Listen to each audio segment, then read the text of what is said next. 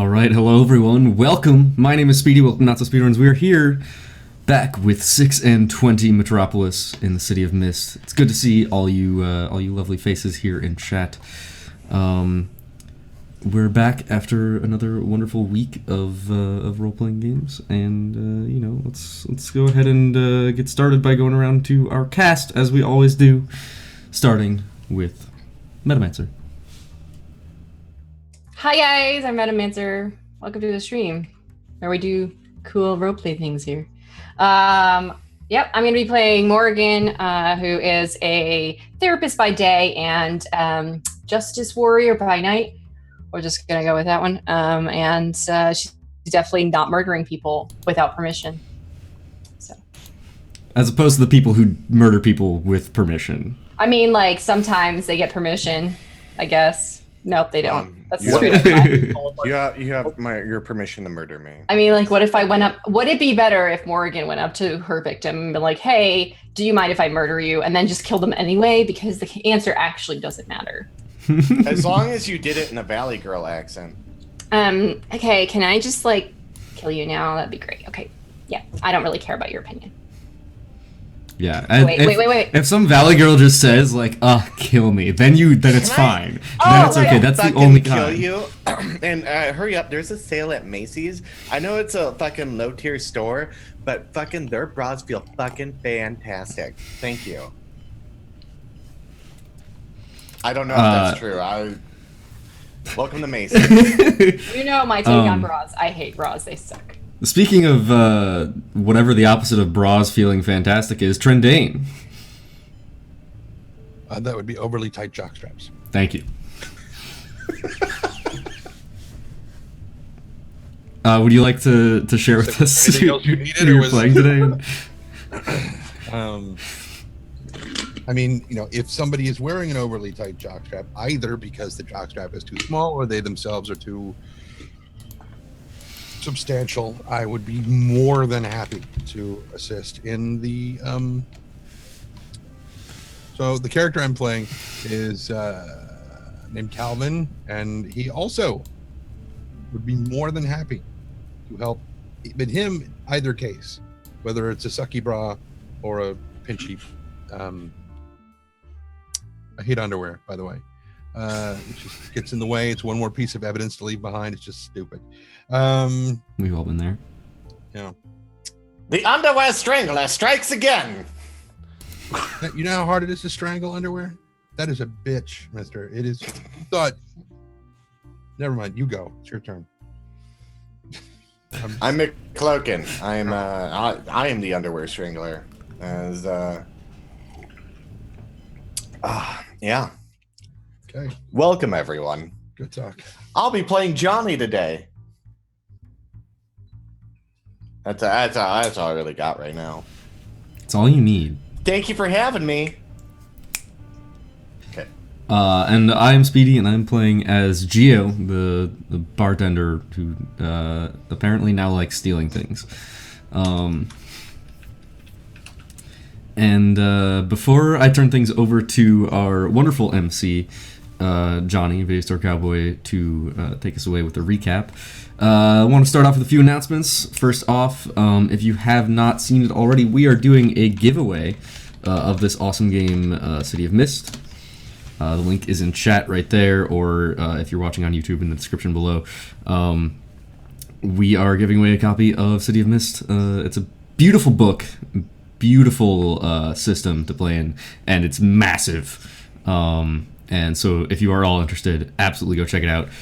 If you don't want to wait to see what happens, whether or not you win the giveaway, and would rather not leave it up to fate, you can instead purchase the book with the link that is also in chat or below.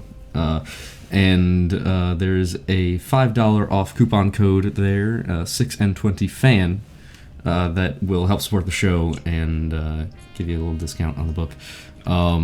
Absolutely recommend it. This system has been super awesome to play, so it's definitely worth checking out. If however you are watching this on YouTube in, say, December, that giveaway is probably over, so don't Correct. worry about it. Or is it? Mm. I'm so glad that you qualified that. Mm. It's really important. It is. That's Dates what I'm here matter. for. I'm here. I wouldn't want anyone to be misled, so it's important. Depends on where you're leading them. But anyway,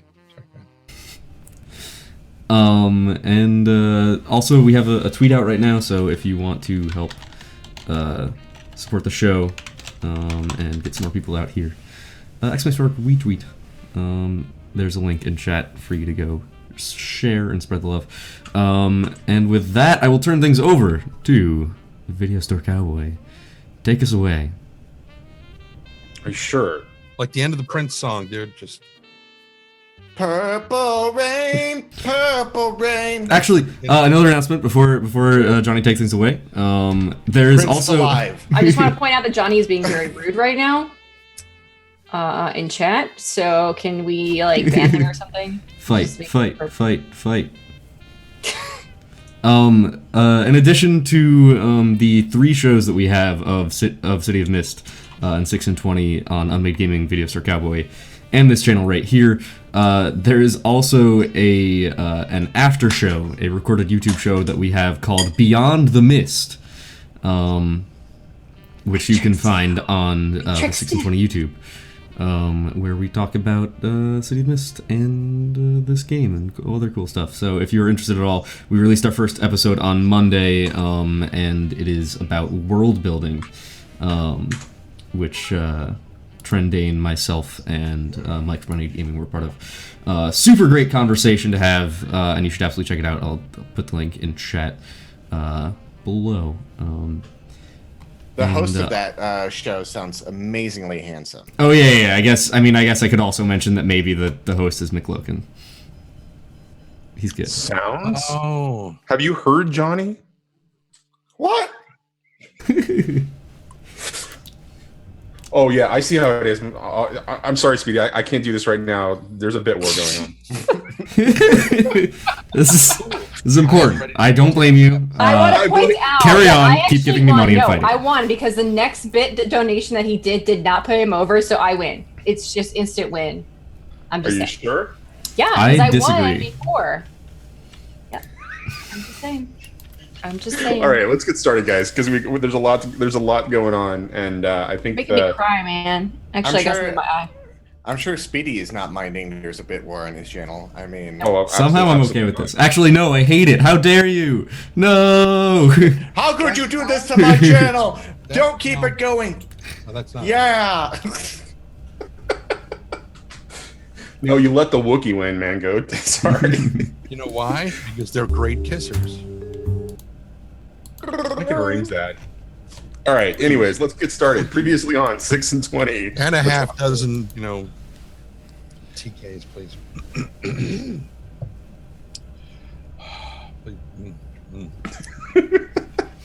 Are you done? Can I get started? I'm not even close, but yeah, go ahead. All right. So, previously on 6 and 20, Metropolis. After what appeared to be a complete meltdown of the entire crew, Gio was approached at the Queen of Hearts by one Anatoly Vidalis, excuse me, as I'm trying to say 2 or 3 different names at the same time, to find out who those 2 were that were in close conflict. Those 2, his interest was in the Morrigan and Johnny.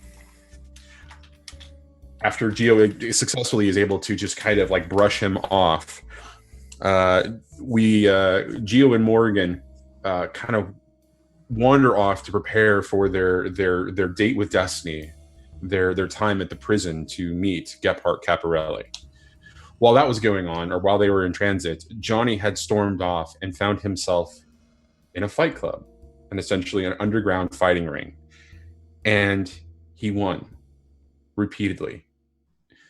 And by doing this, he explored his mythos and discovered some interesting things about himself. And one of the things that kept kind of reoccurring to him and kind of troubled him was this imagery that he was seeing of a whirlpool, and this understanding of, I believe there was a kraken, or there was a monster at the bottom of that whirlpool. But as he was this vision that he was having was kind of just like clearing from his head, he noticed that the whirlpool was starting to slow and diminish. And so at the same time that was going on, Cal was actually heading over to Aesir Industries to make a date with Destiny of sorts. He engaged the front desk person in attempting to find and have a meeting with Harold Bjorn, which he was able to accomplish later that evening.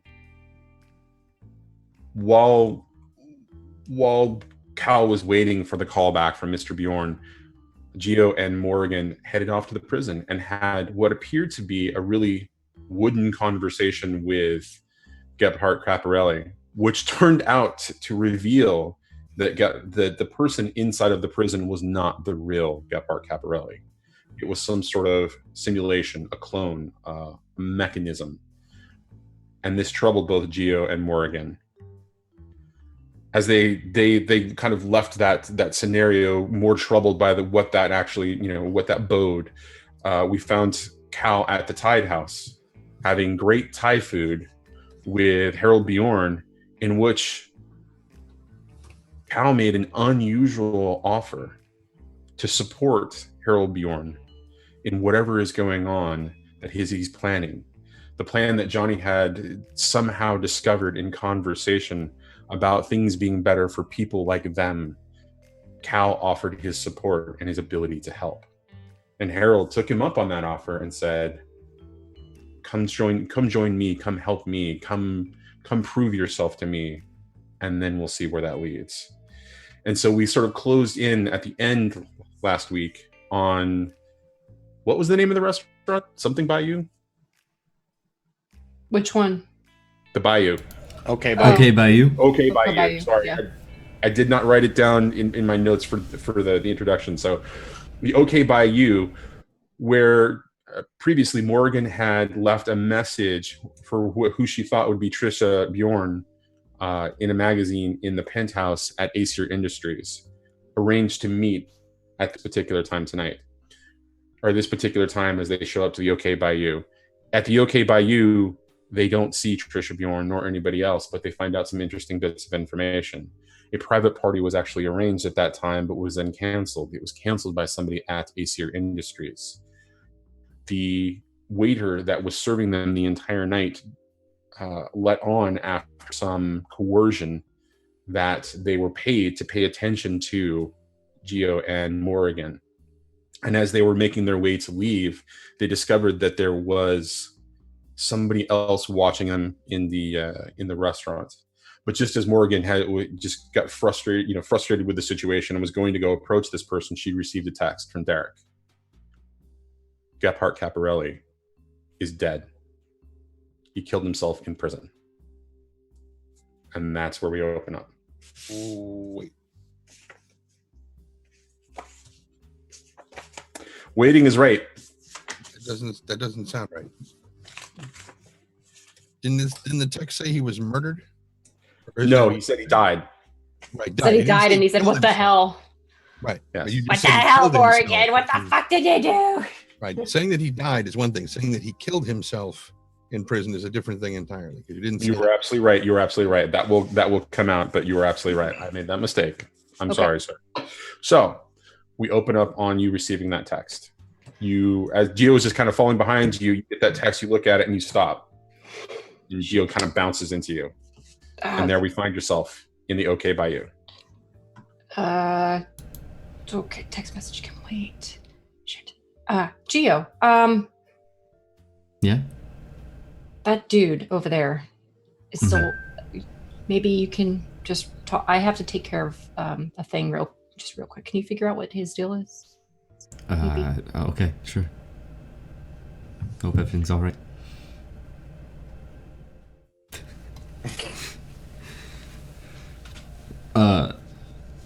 Gio All right, steps who are we- forward towards this guy.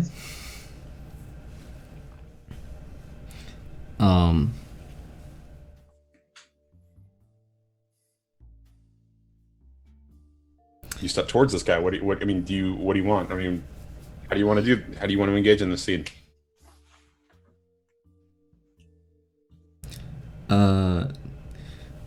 You know, anytime anyone looks that hard at two people, they usually have to pay for it. I'm getting paid already, but Yeah, I got that impression. Any chance you'd be willing to tell me who? client privilege makes privacy. Unless you're gonna pay me more dough, you ain't getting the info. How much you being paid? More than you can afford, bartender. Yeah, you'd be surprised. More than you can afford, bartender. Morgan steps back into the restaurant, puts her phone away. This lovely gentleman here. Does he have a name? You didn't ask. I ain't telling. Is it you're not telling because we hadn't asked yet? I'm not gonna play semantics with you, lady. Oh, he's so rude. I get paid to do a job. You come approaching me, you're the target of my job. Great. Mission successful. What are you doing here? What is the job? I just told you, I'm supposed to watch you. Why? I was paid to. By who? I'm sure that Gio got to this point already, but maybe if I ask. See, you ain't paying me. That's client privilege. You're gonna pay me more than what I'm getting paid, and bartender over here thinks he can afford me, but he really can't. Well, then you should know that I can definitely afford it if I really had to. I don't know. I'm getting paid pretty good. Sometimes information is worth a lot more than money. No, see, doll, money is everything to me. Interesting. Gio, did you have anything else to add? I don't think so. Unless you're willing to be paid in anything else but money. Peanuts. Don't pay the bills. And Fair I got enough. habits that I have to support. And a family. So unless you're paying, not happening. Give us a rate.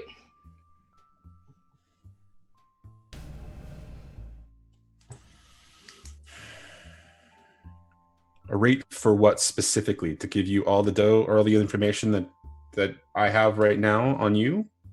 Just Or- who hired you? $5,000.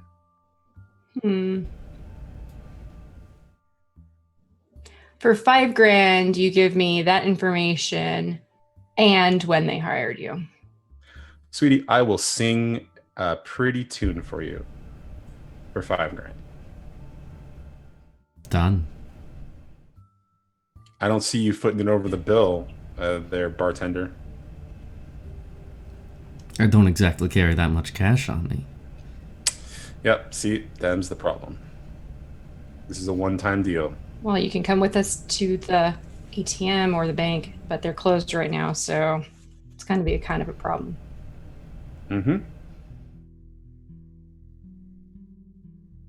You can see that he's sweating a little bit. Tell you what, let's do a little leap of faith here, and you give us some information. I'll give you a small retainer, and you come in by my office for the remaining amount in the morning when I have time to go to the bank. Sorry, sweetheart. I'm going to make a roll to Okay. I would like to use connections because he knows who I am, I'm guessing, since he's been reconning on us. Okay. And his public knowledge that I'm very well off, as successful as I've been. Psychoanalysis. I never thought to ask. Is Morrigan a published author? She's probably written books about serial killers and things like that. Yeah. Okay, just curious. At least like journals, that kind of thing, rather than just like fictional books or things. I would like to say her fucking door in her office is protected by a thumbprint thermal scanner, so she has to have some sort of like income from somewhere. I'm not saying that she does not have high class clients or you know, clients that are able to pay some great rates, right? I'm not suggesting that at all. The idea that she is a published author provides a different lens into who Morrigan is as a person and her, you know, the public awareness of her. Mm-hmm. So I absolutely, yeah, absolutely. Okay, so that's like 3 so far. Yep.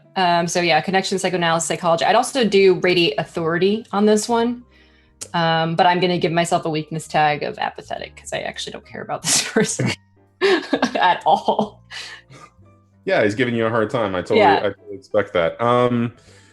Let's see. There was actually one. So you don't think sense guilt plays into this at all? Just I didn't want to like overload it. I know what his desire is, but I guess I could have technically used sense guilt and no desire. I don't have a fourth spot on those, so they're lumped together right now.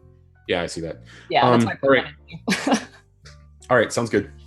All right, so which ones are we good with sense guilt, or do you? You can do both if you want to. Okay. It all depends on how you want to. Yeah, I'll do the initial 5 and then minus the 1 for the apathetic. Okay. And there's no status effects right now. Yep. So we're good on that. Cool. Okay. So, do you want to convey to him a status effect of some kind at power 4? Or do you want to change his agenda? I think I want to change his agenda.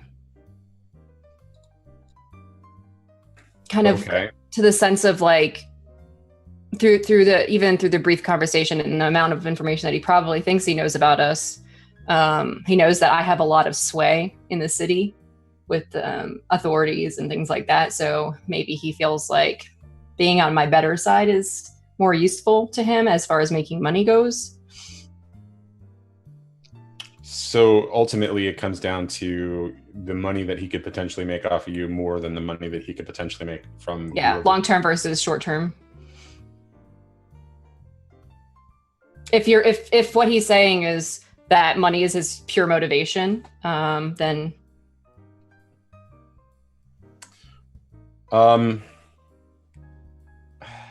so there's a conflict there because his client actually is incredibly has many resources. Okay. So is there something more to that you could add to it that might sway him more than the monetary value? Is it something like, you know, prestige or potentially yeah, because I mean, like, whoever his client is, I don't know yet, but I work with the police all the time, which means that I get a lot of the retainer for hiring out as needed as well. So like, as far as jobs, again, longevity, and if he becomes recommended in, you know, from my perspective, if, you know, somebody else comes and says, I need somebody to find information, who would you recommend kind of thing, being, you know, building up that referral network kind of deal. I'm trying to appeal more to his business sense and desire to continuously make more money and like feel like pride, I guess, and kind of boost his ego a bit. Okay. And so he kind of looks you up and down. Do you say anything with this convince? Is there anything additional that you add to it before you convince him? Yeah, I would probably also say if you swing by with even more information, there might be a few extra grand in it for you, kind of deal. He sits thinking about that for a second. You can see him weighing the options. All right, fine. You know, she was kind of a pain in the ass anyways when she was on the phone, and I haven't actually received payment yet, so sure, why not? Great. So I have been hired by Trisha Bjorn to follow you around since you left the message in her penthouse. Okay. You were seen. She knew that something was up. She figured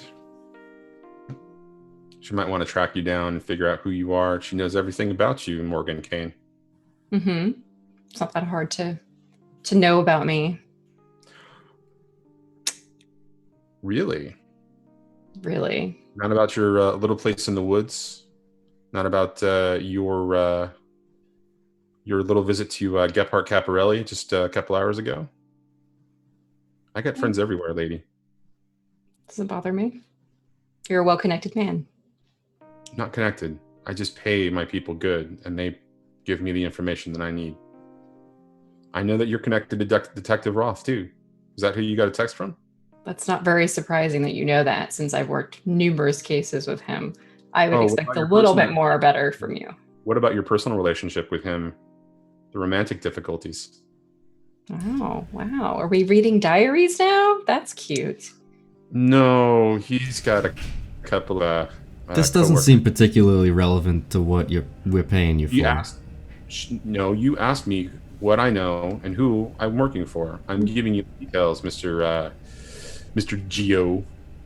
You know, I can't freaking remember your name right now. Sorry, your last name. It's also Caparelli. He's secretly, the younger version I of was Gephardt. the murdered child. And he begins to kind of look over. You've been at the Queen of Hearts for quite a long time there, haven't you?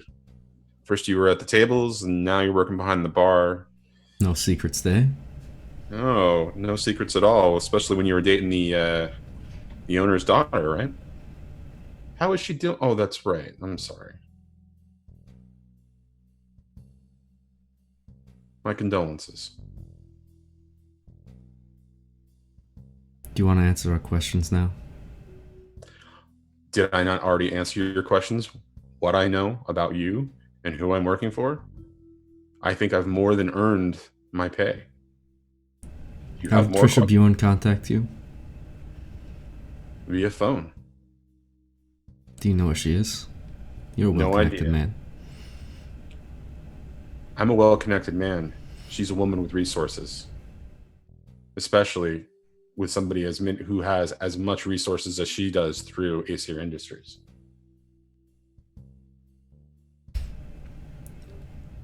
All right, well... Okay. One moment. Can you contact her other than by a phone call? Did you plan on meeting with her? How are you getting the money? Wire transfer, lady. Wire transfer. So typical. Okay. Well, here's $2,000 now. Pick up the rest for me tomorrow. And if you want to maybe dig up some more information for another $2,000 on Trisha and maybe her whereabouts. Listen, I don't know how you do your business, but when I do my business, I do thorough background checks and I make sure I know everything that's going on with my client. You seem to know quite a lot. I do. And I can't seem to find this Miss Trisha Bjorn. But you took her job anyway? She put down her retainer and she offered me a lot of money, just as much as you're paying me now, lady. Just for a couple of days worth of work. Well, seems you're in kind of conflict of your procedure there, but okay. Aren't you the one who offered me money cash right now? Yeah. I'm a family man. I have to take care of my family. No, that's totally fine. I'm not talking about that. I'm talking about the fact that you can't find your client, but you took the job anyway. I get it. You got to make ends meet. I understand. She's very good at hiding. For a Yes, socialite. I know. I've tried leaving her messages and she won't even say hi. Just send somebody else. That's because she's checking on you. She's checking out who you are. She wants to know if you're worth her time. Well, you're welcome to report back and collect your due from her as well if you'd like. You're welcome to talk about this exchange if you'd like as well. That's totally up to you as well. We'll be in touch, lady. Mm-hmm. You know where I am. If you don't mind, tell her that if she wants to talk to us, next time just meet us in person. I don't make the rules. I just follow the people who do the dirty things. And you're as clean as they get right now, as far as I can tell. So I'll report back to her, but it's up to her whether she wants to meet you or not. But the fact that you wanted to meet her, and he looks over at Morrigan, that piqued her interest. Well, sometimes people get curious, I guess. So here we are. What was your name, by the way? Eddie.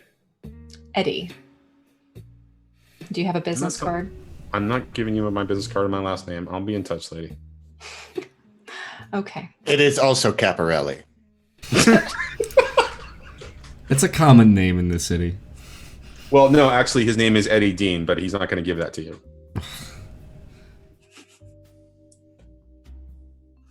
And he kind of look. He kind of. Can I finish my jumbo? Oh, I was just gonna. We were gonna leave anyway. So, Yeah. Have a good night. It's okay. I'll see you later. I'm sure we'll see each other more than once. Enjoy. All right. Well, we're gonna leave. Yeah. This guy is super sketch. Okay. Geo, we have a little bit of a problem. Minus all of that just happened there. Caparelli just killed himself or died in the prison after we left. He's dead. And Derek is freaking out on me right now. But I haven't gotten a message back. I mean, it wasn't really him. Why would he do that? I don't know. Some kind of mechanism. I don't know. We questioned him and he didn't give us much, but I don't know. It doesn't make sense. All I know is now the police are going to get involved, and what was supposed to be just a simple visit is now probably going to be an internal investigation. And yeah, Gotta hope it doesn't lead back to us. it's going to. Of course, it's going to. I don't know what to do. That's Just letting probably you know. why. I think somebody. I don't know. Derek's pissed. I know that. That's about as much as I know. Shit. Yeah, and also, just why did he die? Who killed him? What killed him? How did he get killed in a prison? Couldn't tell you. I mean, they give Obviously him access somebody's to keeping an knives, eye. right? I mean, this guy's been in there for over a year, and now he dies because he spoke to us, I think. It has to be. Someone figured we were getting too close and didn't want us to... I don't even know what we're getting close to. There's just... I don't know. I think I need sleep. Yeah, I could use some of that too. Okay, well, I'll drop you off at your place, I guess, if you want, and Works for me. we'll reconvene in the morning. I'll let you know if Derek says anything. And do you want to talk to Johnny and Cal? Sure. You guys all have a text message if you remember. We do. Night 3. We're all meeting at the R&R. Oh, that's right, diner that's right, at that's 9 right. a.m. Okay. All right, 9 a.m. R&R Diner. Right, that thing. Cool.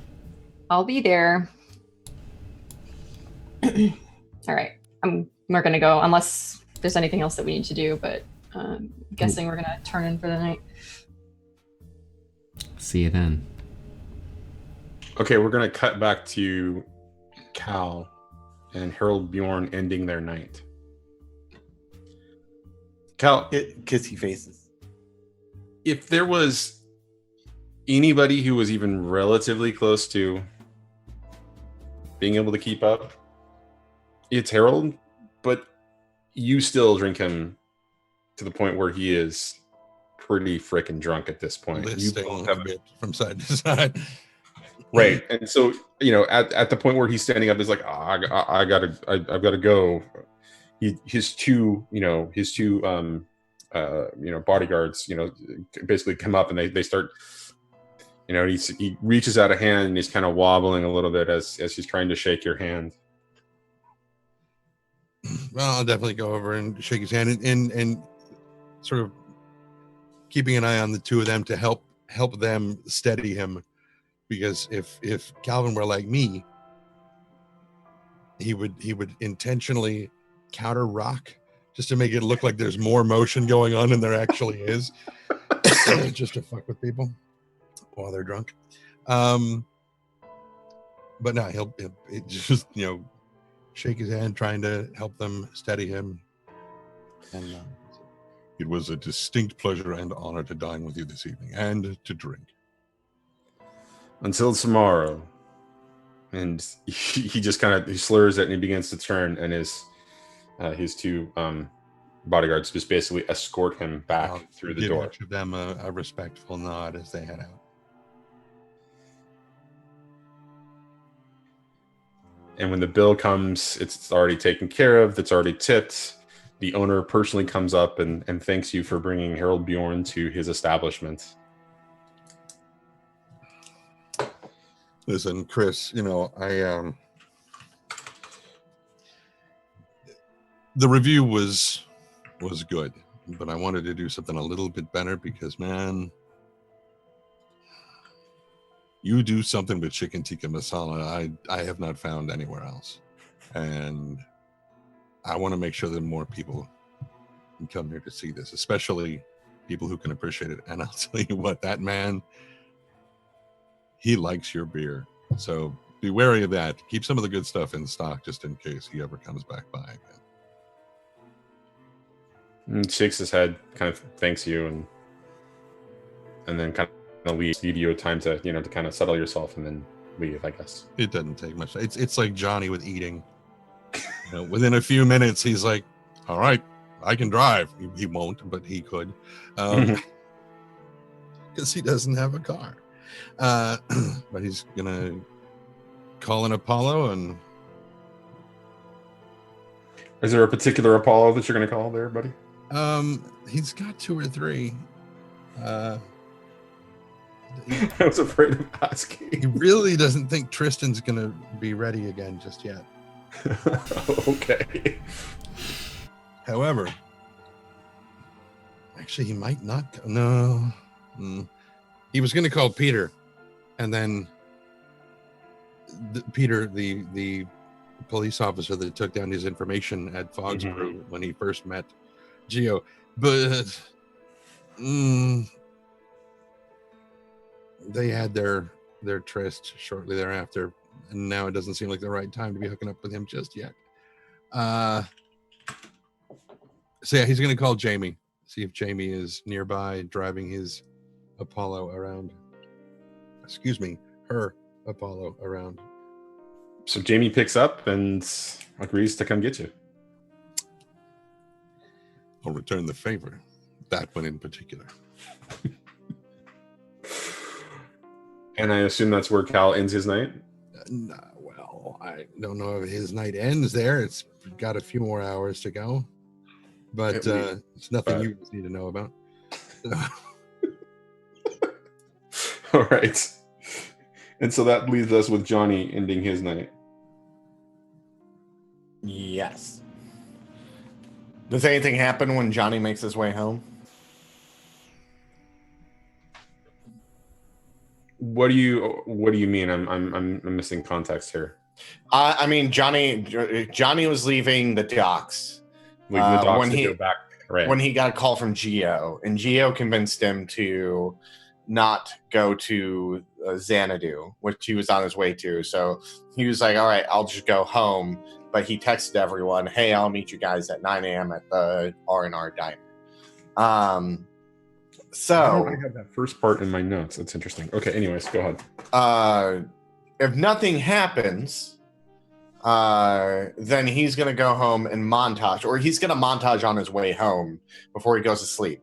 And that montage is him reflecting on this open-mindedness that he has and taking that into account in everything that's currently going through his head, and restoring his confidence back, partly to what he just went through in the fighting rings and his experiences thus far. So that's what he's going to do. That's if nothing happens or no one walks up to him to interrupt the montage. No, nobody's. I mean, so Gio's warning was about Vidalis's interest in you. Nothing comes of that. That night. Okay. So is this a recovery from your last activity then? So that are you clearing up that believer? Okay. No, the believer. No, the open-mindedness. Sorry, the open-mindedness. Believer is only with the Stormies. It is with Stormies or anytime you're with Malcolm. Yeah, but that's not activated right now because it's like I like to treat that like entourage. Like when he's with Cal, yeah. Yeah, I did not mean to imply that that's what you were trying to clear up. I thought, and it was no, yeah. Okay. All right, so so that what is the ultimate resolution of that then? How does the open-mindedness status tag finally what is the thought that finally came that from him? Johnny realizes that that what Morrigan did was wrong, but it was also not wrong at the same time. He understands her point of view, but he understands that like her point of view is skewed, and that like there's something going on more, and he's realizing that himself as well. That like with the whirlpool stopping, there's something worse for him than what Morrigan is going through. And so he kind of understands where he has to go, but he also has to like set the line. And that's why he wants to meet everyone in the morning, kind of like draw the line in the ground and see who crosses it to come with him or not, kind of situation. So he thinks about this on his way home, and he thinks about like how he shouldn't second guess himself anymore. A lot of high school thoughts come to his head, and he kind of gets down on himself, but he realizes that he's something more than that, and that he doesn't need to be held back by those memories anymore. And being away from school and being in the summer really has been helping that in this new adventure and kind of reinventing himself. No one knows who he is from school, and it hasn't really come back to haunt him, which has been great. And that's what Johnny thinks about on his way home is, and it kind of like solidifies. He's getting more confidence in himself from the open-mindedness. Okay. All right, and so mechanically that clears up the tag. Narratively, that seems to set the tone for what's going to happen tomorrow when you get back together with the four of them or the three of them. Okay. Does anybody else want to do a montage before the night is over? Or I just want to know if Derek responds or not. Working on that text right now. Okay. Sorry. No, you're fine. What was the content of the text that you sent though? Oh, I was responding to his what the hell did you start? I just got word that Caparelli's dead. And then I wrote when I left there hours ago. Very, very non-specific text back to his what the hell text.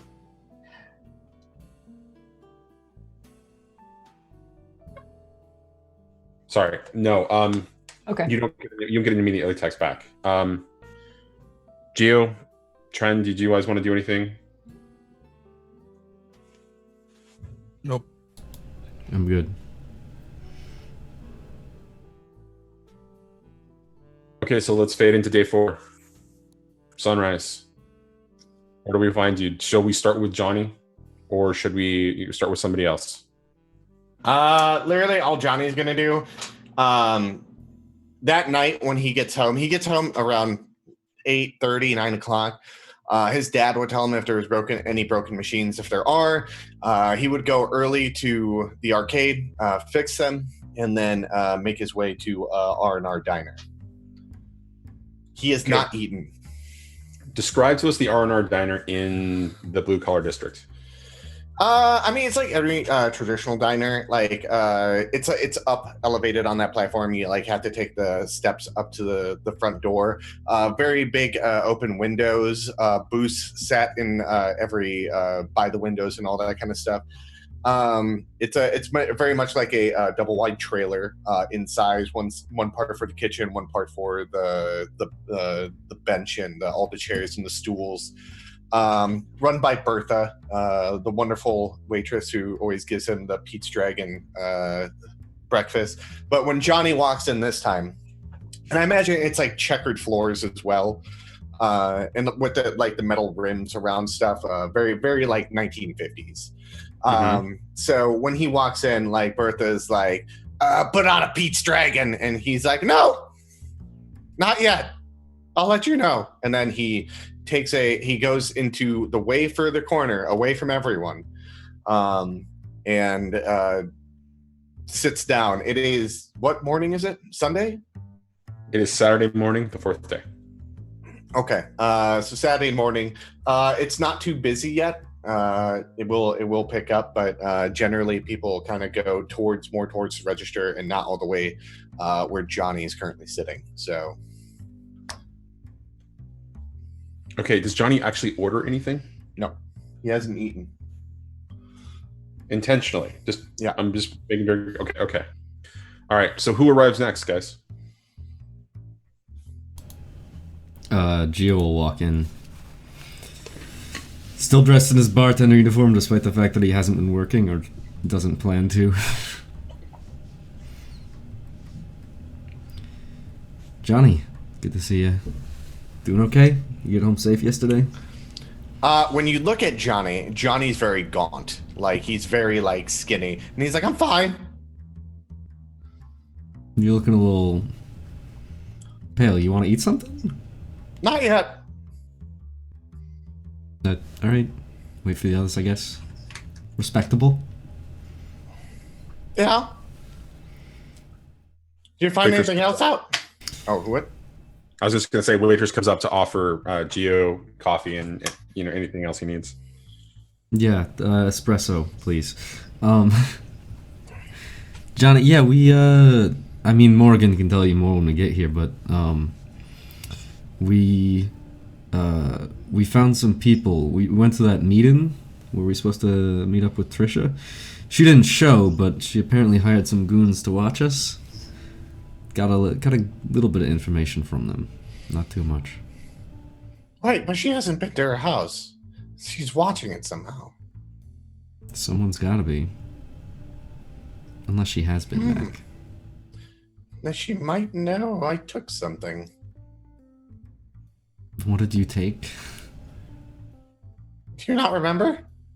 Oh, yeah, the safe and the... I didn't think that wasn't from her room, was it? Oh, yeah. Johnny. Alright. Never mind. Well, now she'll come find me, so... Well, she'll come find us too, hopefully. We told her goons, where they could find us. Or I'm sure she knows anyways. But yeah. Also, we visited, Gefhard Caparelli. Who? He's a murderer. Oh. Why? He's in jail, or he is supposed to be in jail, but isn't. He's someone like us. We went to prison. Yeah, guy something Malcolm's from... hanging out with. Wait, that's the same dude? Well, I mean, Gefhard's not very common. Then you hear his stomach rumble, and he, like, grips it, and he's like, yeah. You sure you don't want to eat anything? Drool kind of comes down, and he's like, no, I'm fine. Don't worry about me. When the waitress comes back with his coffee, he's just gonna be like, bring the boy some pancakes, as many as he wants.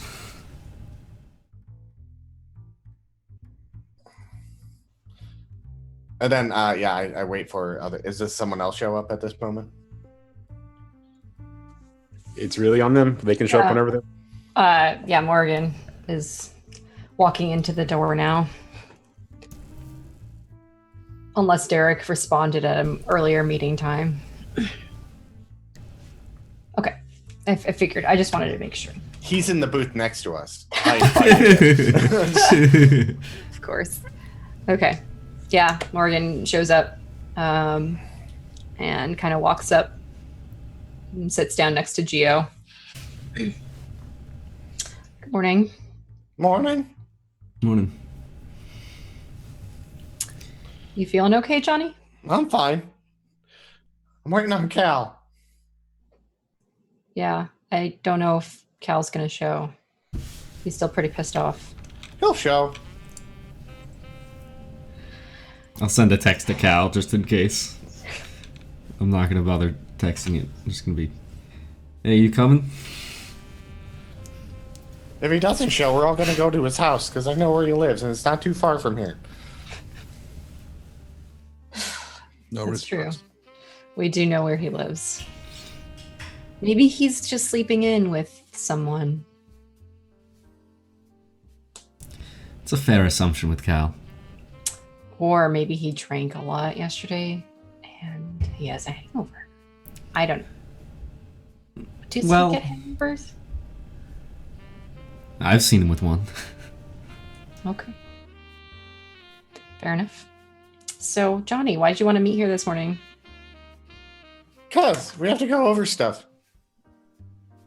Stuff about the case? That and other things. Okay, where would you like to start? No, I'll wait for Cal to get here. Okay. I'm pretty sure he's not going to show up, though. I don't know. Especially if he thinks that I'm here. He got his phone back, right? Yeah. I brought him all his belongings. Hmm.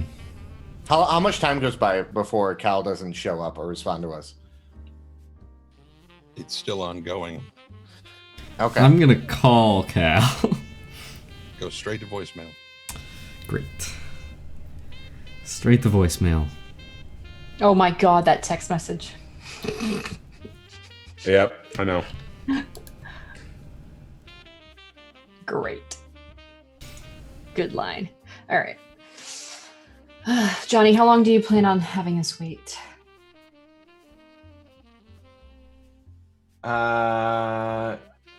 What time is it currently? You said 9 a.m., so it's probably, I don't know, maybe 15 or 20 minutes, maybe a half hour. We're going on a road trip. At this point, pancakes have arrived in front of you. Johnny looks at him and he's like, I didn't order these, sorry. And then he gets up and walks out. Something is very wrong. You think?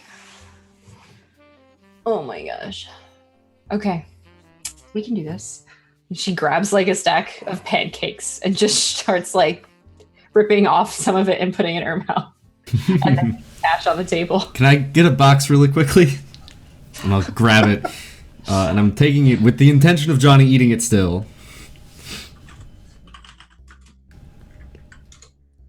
And All right. I guess we'll head out and head to... Morgan, you want to drive us to Cal's place, I guess? Sure.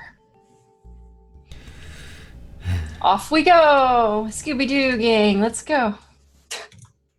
They all secretly hated each other, shut up. Are you doing the Scooby-Doo slide where even though your foot is on the ground, you're still sliding forward? Because it Oh, yes. Yeah. Okay, we're at Cal's. Why don't you be, you know, the one to go up there, Johnny? No, Johnny just like gets out and is already making his way to the door and is like pounding on the door that like shakes the frame. No answer. Oh, God. What if Cal's not home? What if he's somewhere else? It's true. Could have gone pretty much anywhere. Mm-hmm. Let me see what I got. I am not breaking into his house. He's already pissed off at me. I'm not breaking into his house either. I could break into his house. I mean, that's up to you. Is there any cars outside? He doesn't have a car. There are many cars outside, But like ones that are parked. Yeah, there's definitely a number of cars on the street, including one vehicle that's clearly labeled as an Apollo vehicle. Okay. I keep pounding on the door. And I don't stop. I just go dum, dum, dum, dum, dum, and just keep pounding until someone answers. nobody's going to answer.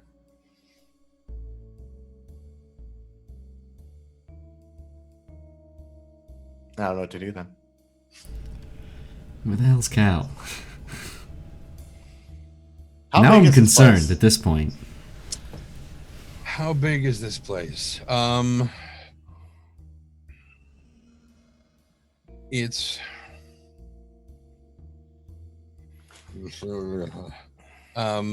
the warehouse portion downstairs is probably about the size of like half of a basketball court. And the area on the roof is like a full size of a basketball court, maybe a little bit bigger than that, but only like a third of it is his house. The rest of it is just like an open air garden on the roof. Okay. So, All right.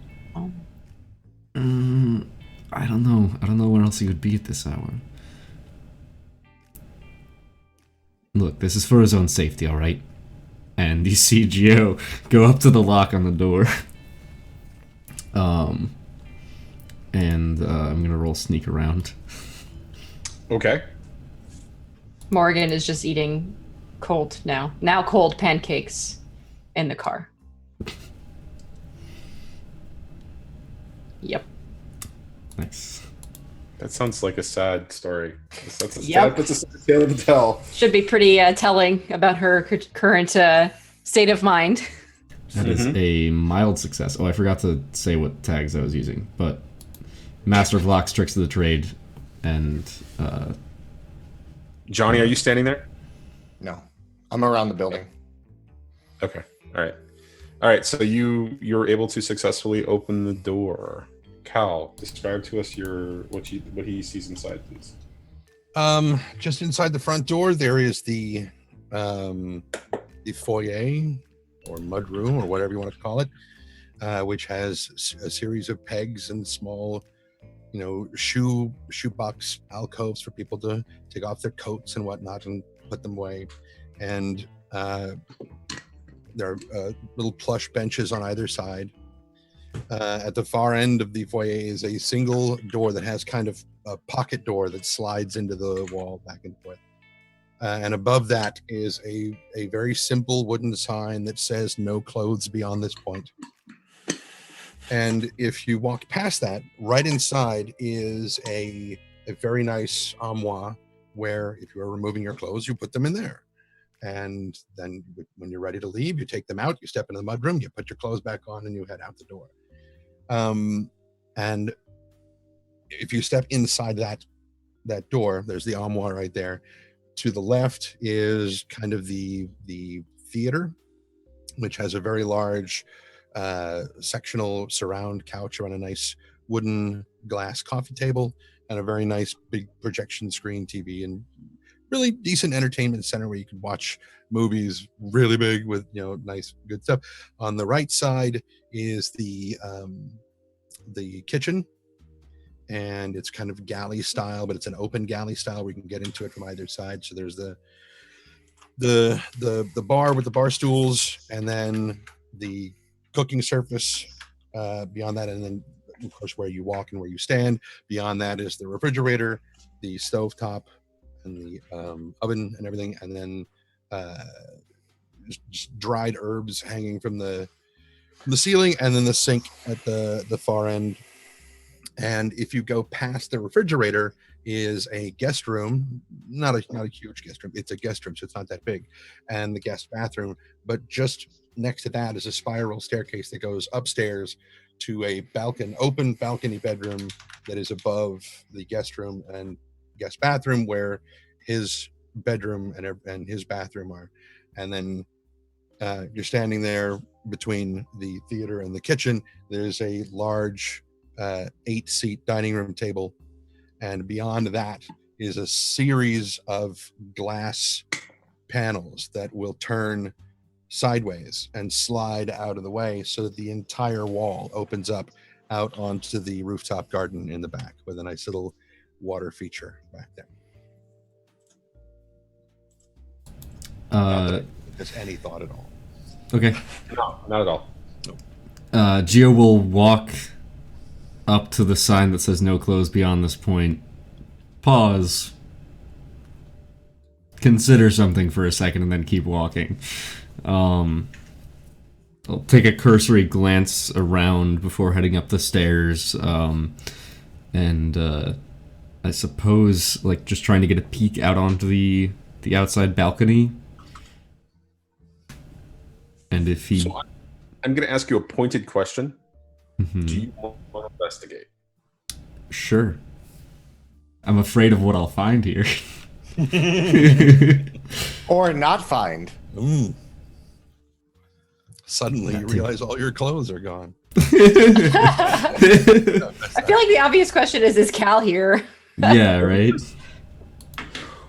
Well, so okay, mild success. Sorry, I didn't mean to roll that yet. I didn't even have any power tag selected.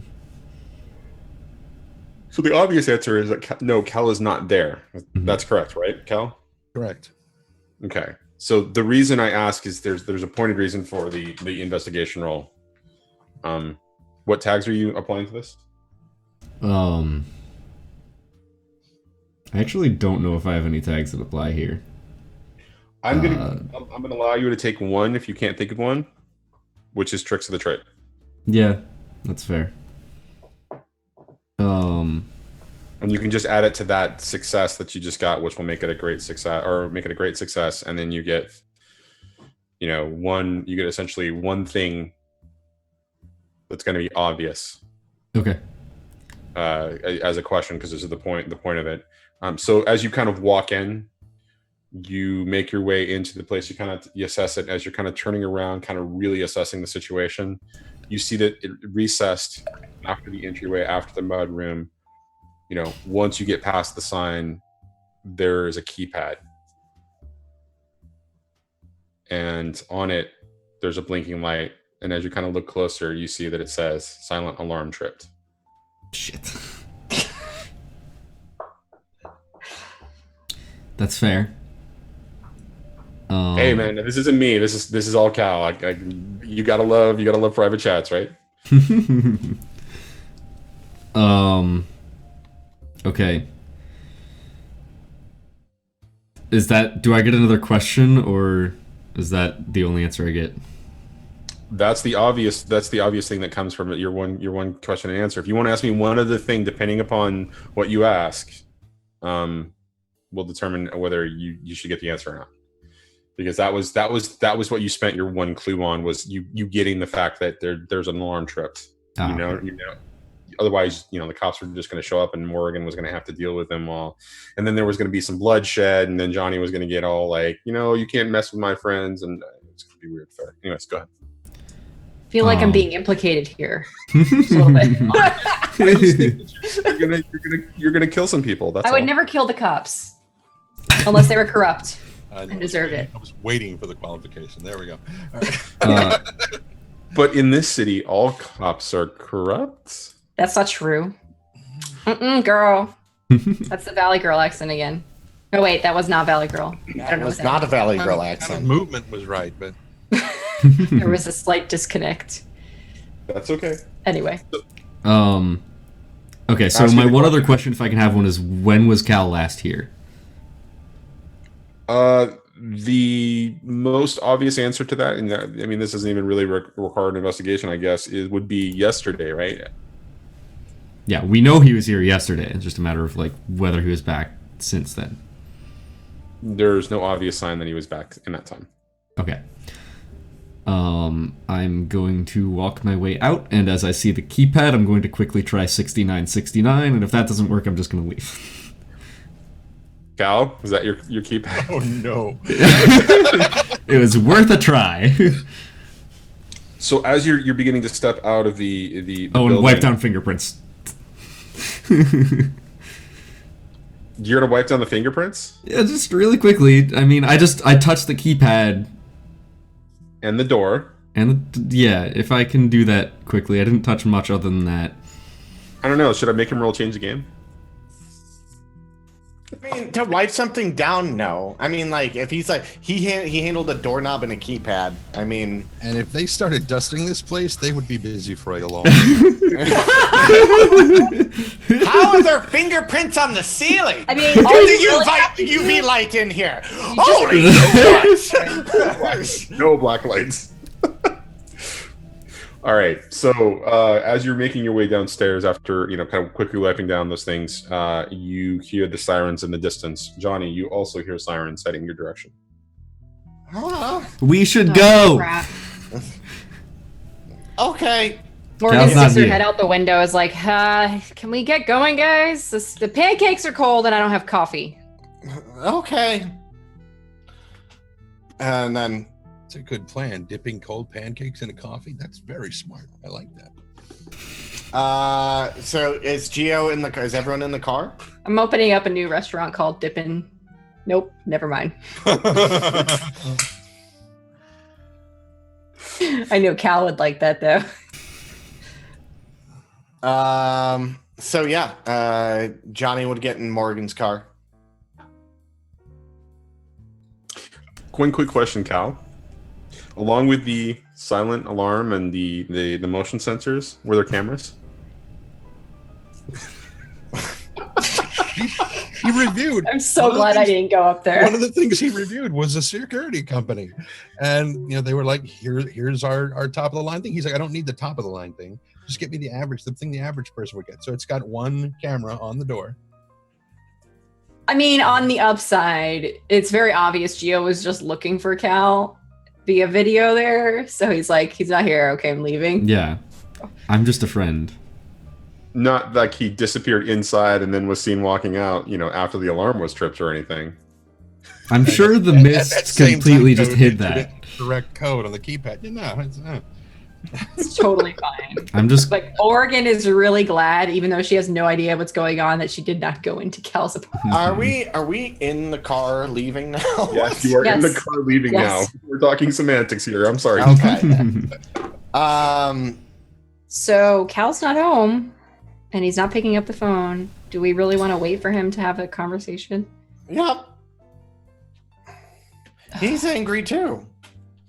Yes, you I just see understand. Johnny's like in the back seat. He's like kind of like, Can we get like real food, please? you guys can get food. Why aren't you eating? I'm not eating until we all meet and talk.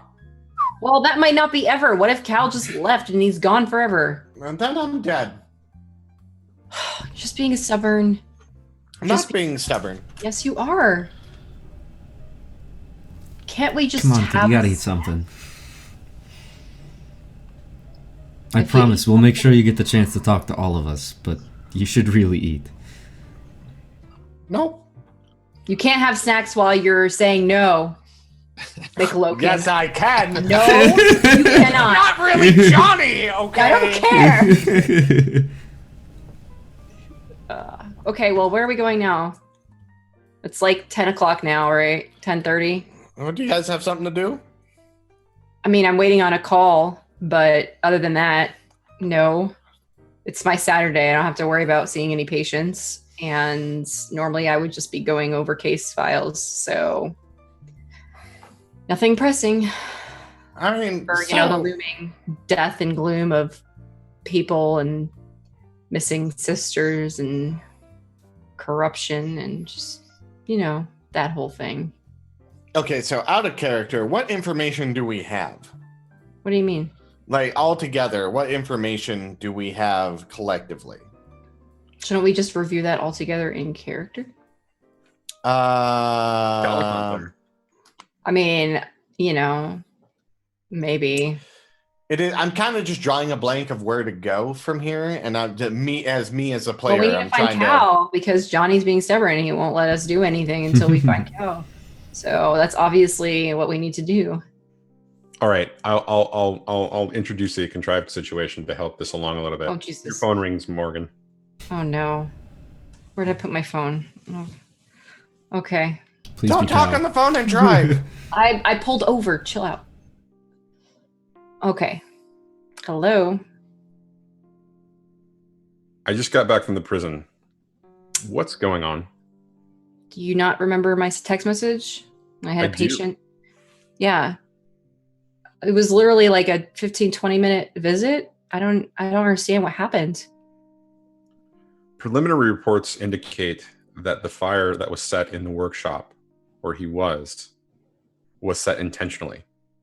By who? I don't know, Morgan. We're doing our job investigating it. But because it's a prison, there's a lot of red tape and a lot of different interested parties. Of course, I understand. There's a lot of scrutiny over the fact that he had a visitor, and you hear the quotes in his, there was a visitor, and there was somebody who visited him, but it's not indicated on the record. So, unless you want to tell me what the hell's going on. The warden didn't want to go through the whole process for a 15-minute here he is. And that's why I messaged you and let you know that it would probably show up on your desk from the warden as a backup, whatever. I don't know what his deal is. So on top of the Darius sisters being gone and it now being 72 hours or almost 72 hours, I've got to deal with this paperwork and this investigation as well. I don't understand. So what do you want me to do, Derek? I didn't know that he was going to get killed or whatever fire happened. You can't pin that one on me, seriously. What is this? So explain to me, who is this patient that thinks they saw Gephardt? They have paranoia, and there was an issue a while back. They started seeing me right around the same time as the murders that happened with the case, and this nonsense. I can't divulge any more specific information about the patient. Needless to say, he wanted to be sure that he was behind bars, in which I said, yes, of course he is. Showed him, and then, well, now you know the rest of that story. I don't understand why would anybody bother with any of this?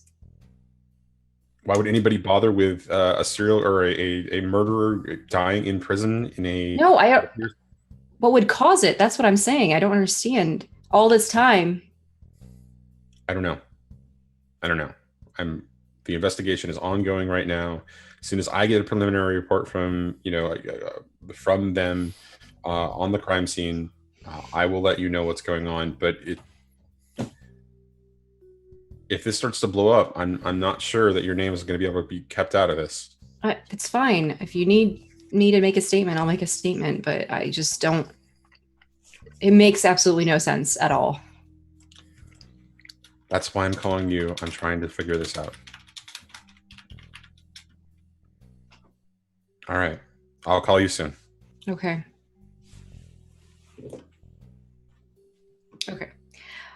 Well, that's fun. Doing an investigation. Bad? Yeah. A full investigation. Maybe you can pin it on whoever that other person was who was looking into him. I doubt it. I feel like adding more people to this will just make it worse. That's fair. I don't think I can help on this one. No. But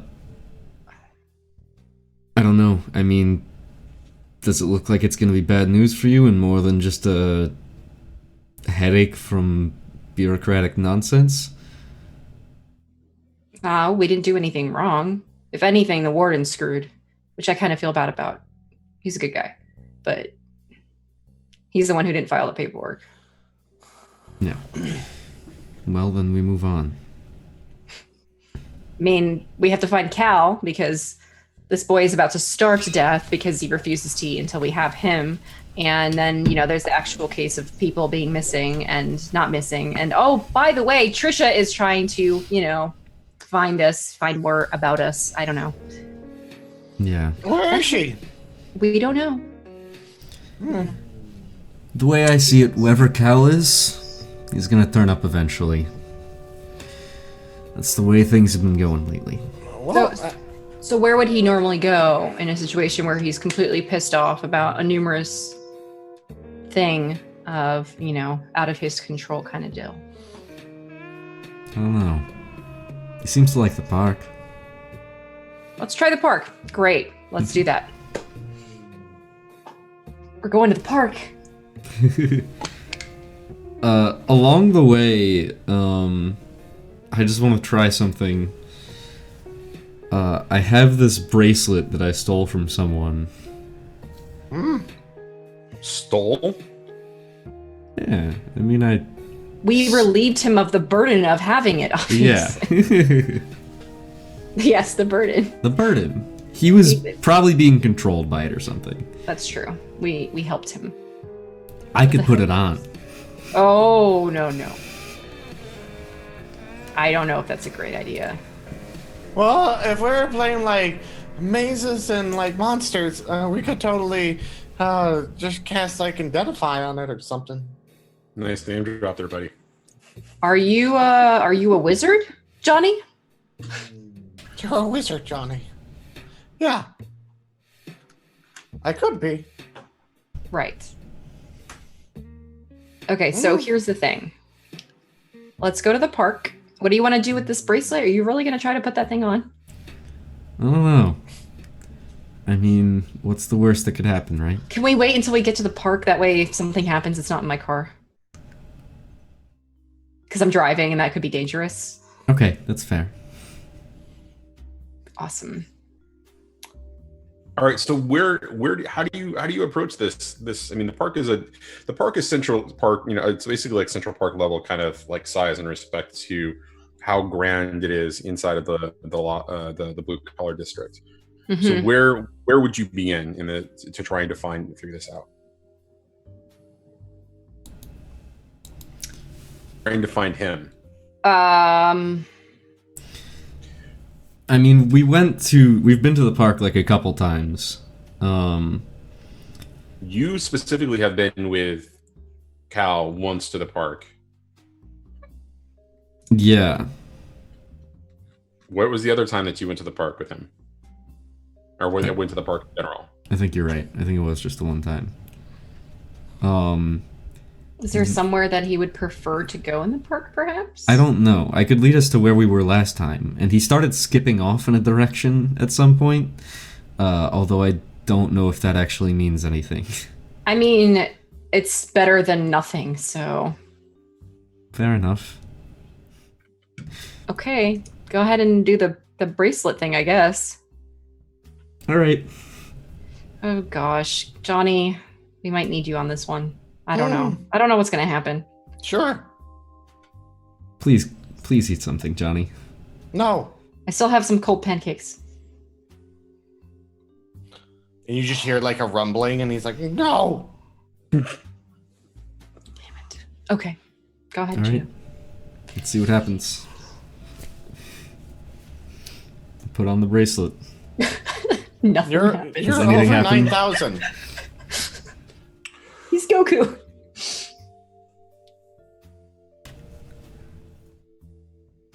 Technically, I feel like this requires some sort of a roll to see if you activate it, because you're not metagame wise. You're not the person in the mythos or the relic has chosen or has. Yeah. So, how would Geo attempt this, given the fact that he can see through the mist a little bit? Like, what would this be, an investigation, or potentially a change to the game, or even a convince of the relic to do to reveal its secrets? And I'm going to open this up to the table, because I think that I'd be curious to hear the different responses to this, because to me it seems like one of three things. I really like the idea of the convince, Yeah, that's what I'm thinking too. especially since you said it's a relic. Before I thought it was just a marker. But Yeah, Well- I consider that it would be a relic, which is a very interesting concept that I could, at this point, just end up with two mythwa inside. That's of me. not necessarily what would happen, but right. You being, with your abilities being unique enough, or your theme books being unique enough, and your power tags being unique enough, that at least it may reveal some secrets, and temporarily it might bestow you something additional. So. Mm-hmm. So yeah, I'm thinking convince as well. Okay. And throw on the power tags of see through the mist, reveal hidden methods, tricks of the trade. How does tricks of the trade apply?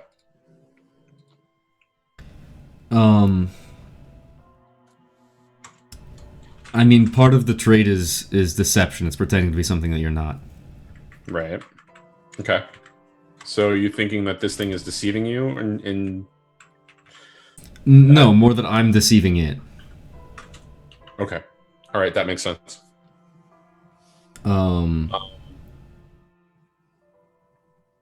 I would possibly throw down the weakness tag of we're all frauds. Okay. That's not necessarily one I was going to throw, but I love the idea of it. And make sure you mark your attention to it. Mm-hmm. All right, roll it. 9. Okay. So in this particular case, I don't think status applies to it so much, but a story tag could apply to it, a temporary story tag.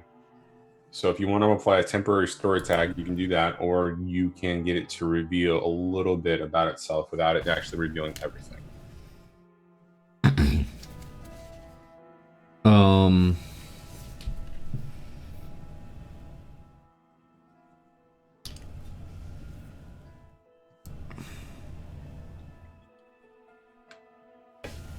You can also ask the table. It's perfectly. It seems like a perfectly good discussion piece for the crew. I'm thinking a story tag of bound, in that it is bound to me temporarily, that I am considered to be in control of whatever this relic's power is.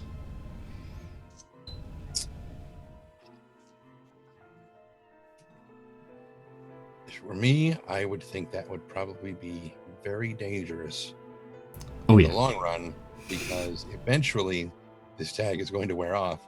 And if I were that relic, I would take your goddamn hand. I would just be like, okay, I'm going to reduce it to my original diameter. It's a bracelet, not a necklace. It'll take my wrist, alright? That's fine. I put it on my left hand. Just I don't need that one. It would be Maybe. be short one hand by the time I got done with you if I was the relic, if you did. Maybe more like, I don't know, something about like shared knowledge or something like that. Mm-hmm. If it's a story tag and you're it's like an activated item. Mm-hmm. I would say like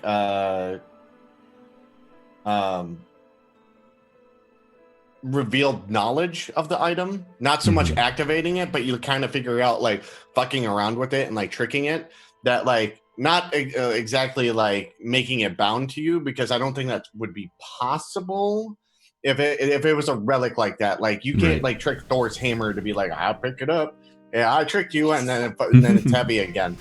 So I think it's more that, you know, like maybe the origin of it, or like what it's for, then rather than binding it to you. Like you could like see that in the mist. Like it's not activating on you because it's refusing to, but you could see like the aura around it. Yeah. How about revelation? Okay, revelation. And to be clear, are you expecting it to reveal its mythos, or its, for lack of a better word, its tags? I'm just kind of curious because based on that is how I'll convey what happens next. Like, what is the intent for Geo? Is it to reveal its abilities, or is it to reveal its story, its narrative, its mythology?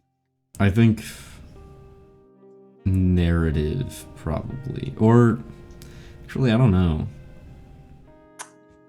Because I feel like personally, this is my 2 cents, that the tags are probably a little bit more important. Yeah, I think the narrative of like the person who it technically belongs to is important, but I don't think the narrative of the mythos is necessarily that important. It seems like it would make more sense that Geo would not be asking, so what's your story? That he would be asking, what do you do? That's true. Yeah. Except, and this Talk is to me, little guy. This is the one counter argument to that that I have right now, because this is something absolutely new that Geo would be doing. Like he would be taking the relic for the first time and taking a relic for the first time and going, reveal thyself, or no, Ravello, however you want to describe it. I don't think he would be thinking about it necessarily specifically as tell me your powers, tell me your abilities, more as telling me your narrative. I'm gonna give you the tags essentially that are associated with this, from a narrative perspective. But I think that if he was grabbing the relic for the first time, grabbing a relic for the first time and asking it to reveal, to me it seems like the story that it would tell would probably be the thing, because people don't just go, let's talk about attributes. They go, tell me your tale, tell me your story, tell me who you are, right? It's basically identity versus attributes. Sorry, cat made me. Anyways, so I'm saying that just because I'll give it to you what you're expecting though. So as you put it on and it begins to sort of inhabit you a little bit. You feel a change for a short moment of just who you are, and the things that you can do. You find yourself imagining yourself picking up, an incredibly large piece of rock or a boulder and hurling into the distance. You see yourself fighting something sort of, coming at you from different directions, and you grab hold of this thing and it's gigantic, and you're able to kind of hold on it and wrestle it and just kind of throw it. And as these things, you see something else come in and try to bite you, right? As it tries to bite into your skin, it can't bite through, right? It can't actually pierce your skin, and it just kind of pulls back as it makes its next attack, right? And you can find that you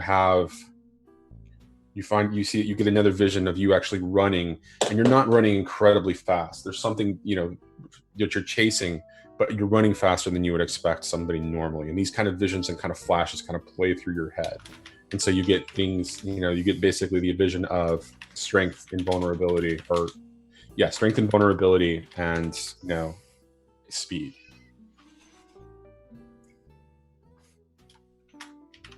Now, see, all that tells you is your power tags. You don't actually know the narratively what's actually there, because it's actually, I'm just going to tell you right now, it's very cool.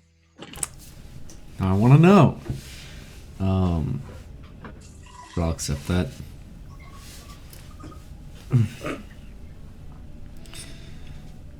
So you doing all right there, Gio? Yeah, great. You're alive. That's good. It's a good start. Yeah.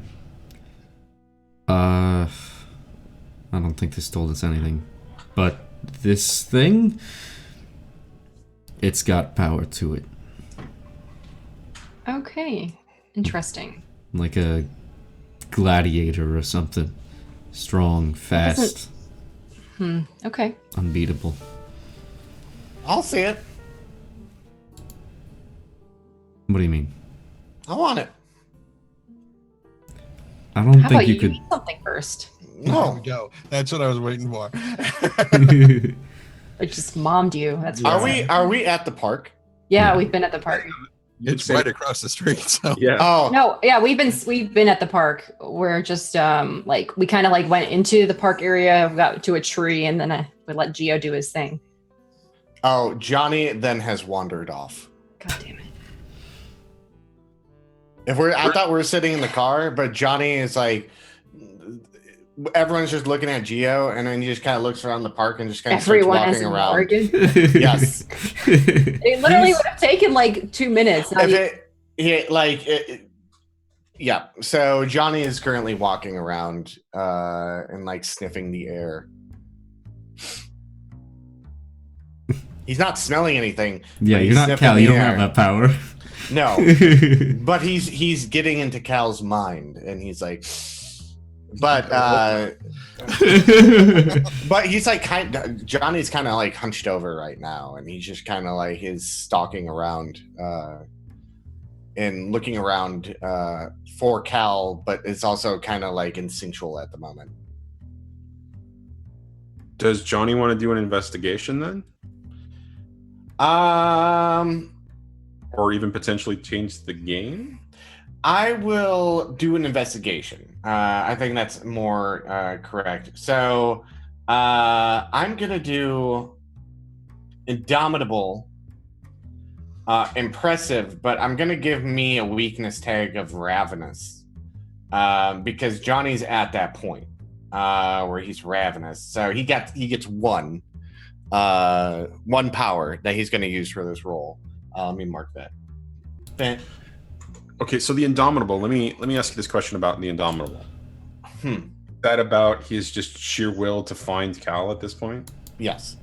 Okay, I just wanted to confirm because it's kind of a sheer will to find Cal and also beat out his pain currently that he's experiencing. Okay. Then roll it whenever you're ready. 4. I rolled terribly. Yeah. No. Yeah, you don't really. It smells like flowers. It's pretty.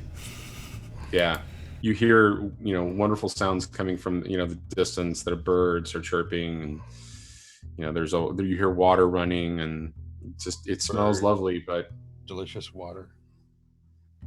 Oh, delicious water. Yeah, he just wanders around until he finds Cal. Because he said Geo said Cal likes the park, so he may be at the park, and that's why he can't. There's no phone signal in the park. He's trying to justify why Cal didn't show up. Okay. Give me just 1 second, actually. I want to check something. And you're in another dimension. God damn it. You do know about the park, right? You are hungry. I do know about the park. Okay.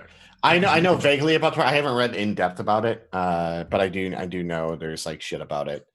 But Johnny doesn't know that there's shit about it. Johnny's just starting to realize that like maybe there's more to people than meets the eye. Are they Transformers?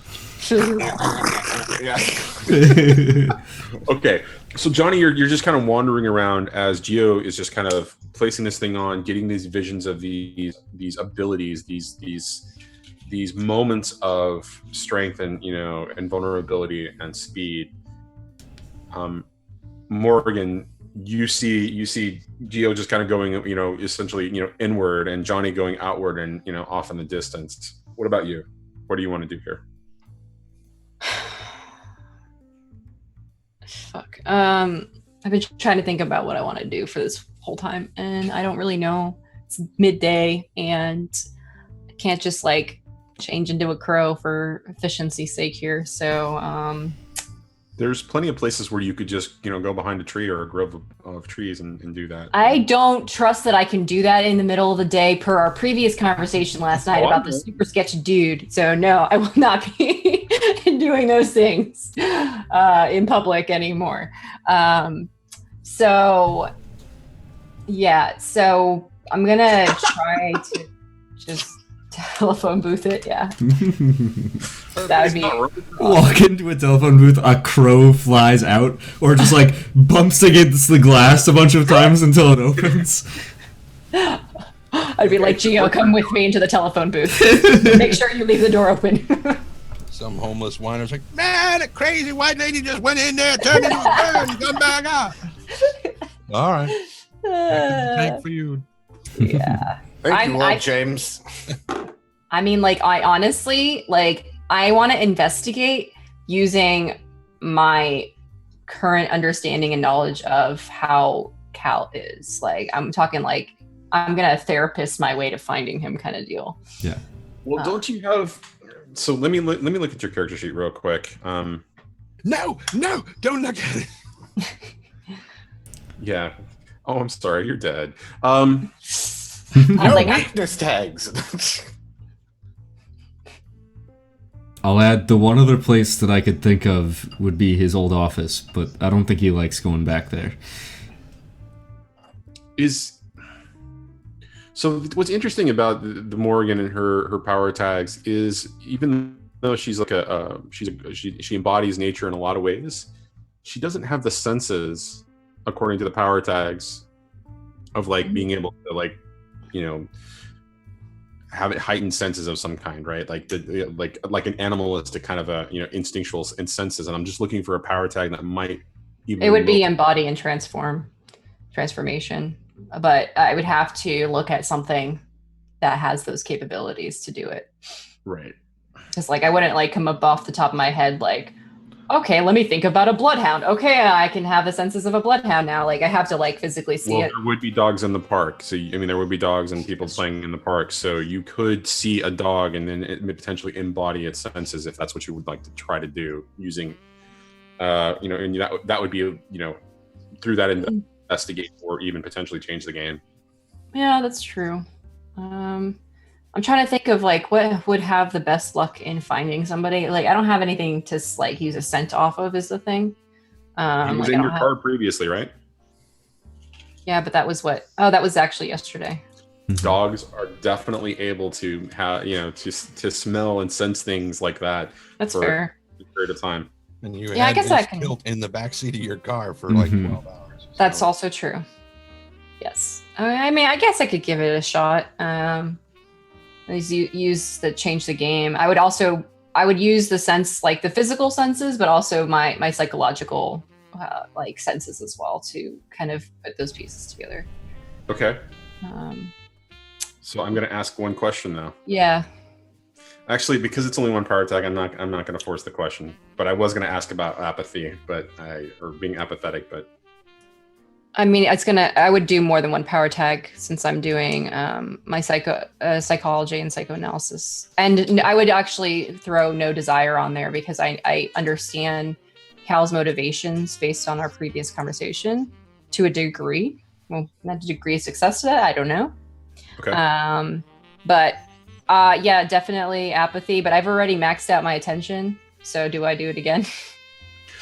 No, you would get you would evolve essentially the power tag or whatever, and just right. Add it. You can just add it for now, and then you can figure out what the next thing on that theme book is. So you can either do apathy, or maybe because you're gaining the senses of like a dog, you know, some sort of. You could potentially apply no memory of form. That's true. So yeah, that's probably more applicable, I think.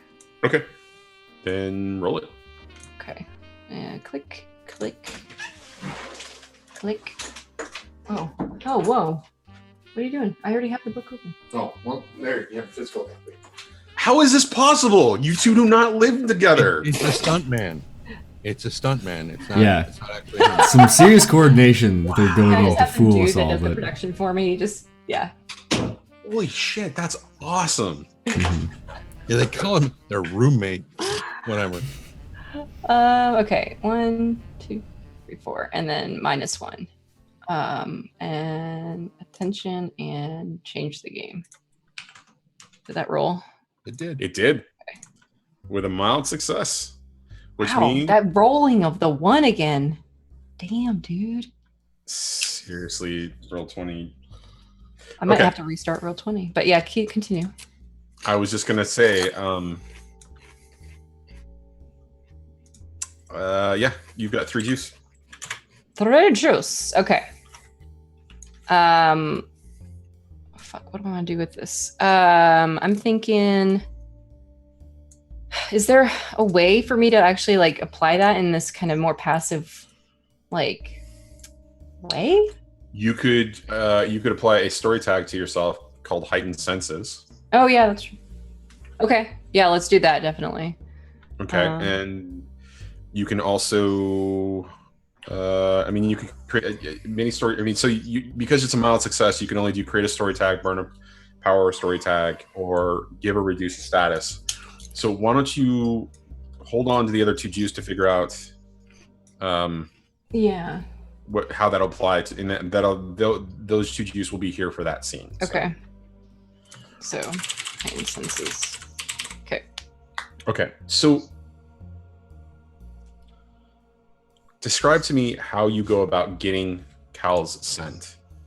Like, do you go back to your car? Do you grab his kilts? Do you just kind of, generally kind of sit in your car for a second as you dissect the senses or the smells Well, I gave him his kilt back, so I don't have that, but I'm going to sit where I left it, which was in the back seat. And I'm going to sit right next to it and just kind of like close my eyes and like, I'm like kind of visualizing Cal the last time I saw him when we went in with Johnny and all that, and thinking about our encounters more recently and his state of mind, and then doing the big taking a whiff of it, you know, just deep breath kind of deal. And as I kind of do that, think about some of the things that he said, and see if I can find a place of, I think he would go somewhere that would be peaceful for him, but I'm not sure. That's just me out of character. Okay. So as you step out of the car and begin to, you know, kind of take in the larger amount of like the sensory overload of all the smells, and you're hearing a little bit, you actually get something. It's small at first, but as you're heading towards essentially what appears to be a grove of trees, you see a woman emerge, and she smells like Cal on steroids. Like it's overwhelming how much she smells like Cal. And as she's kind of walking, you know, out of the forest, she appears to be heading in the general direction of Cal's building. Oh. Hey, Geo. Yeah? You see that lady over there walking towards Cal's building? Yeah, what about it? Do you recognize her? Do I recognize her? Did I see this Apollo driver? I don't think so. Okay. I would Never like to seen it. walk over to where she came from. The smell lingers where she was as she kind of walks past you, and then there is another distinct, more what I would call more of a pungent, fresher smell of Cal leading into this grove. Okay. I don't know. I smell something. Geo, help. You I don't smell want to go in something? there by myself. What are you smelling? I think I smell Cal. How? Sheer force of will and yeah, memories. We'll go with that. Don't tell him I was sniffing the bench seats in the back seat of my car. Trying to think Gross. like Cal and all that. Well, and Cal doesn't no, sit there. His hooves don't fit. So that, you know. I'll trust you on that. Yeah, let's Yeah, go. you don't want to know the smelling details. I'm just gonna leave it at that. Does Johnny kind of follow along with what's going on? He ran away He's still again. doing off doing his own thing. He doesn't come back looking for Cal. He is not looking for anything. He is currently in the fetal position in the woods, gripping his stomach. Oh, jeez. Yeah. Okay. Now we're gonna have to go look for Johnny after this. It's the lost and find part, or Fucking the Christ, guys! I swear. So much for day 5, you assholes. day four. No, I know. So much for day 5. Oh yeah, exactly. Okay. Anyways, One day we'll get to day 5. The next All 3 right. episodes will be on noon of day 4. No. So this grove. so this grove. So you begin to move into the grove, and it's dimly lit in here because the foliage, you know, and the trees are definitely kind of doing a really good job of kind of clouding it, you know, keeping it kind of dark and dim in here. It's very there's a heavy smell of moisture. It's very humid in here, and as you kind of make your way through, you find yourself being drawn via a smell towards a stream, and you can hear it very softly in the distance at first, and Geo can't really hear it at all, but as you get closer and closer, you can hear that, you know, the water rolling over rocks, and you know, you can hear it's just the tinkle of its sound. And as you kind of come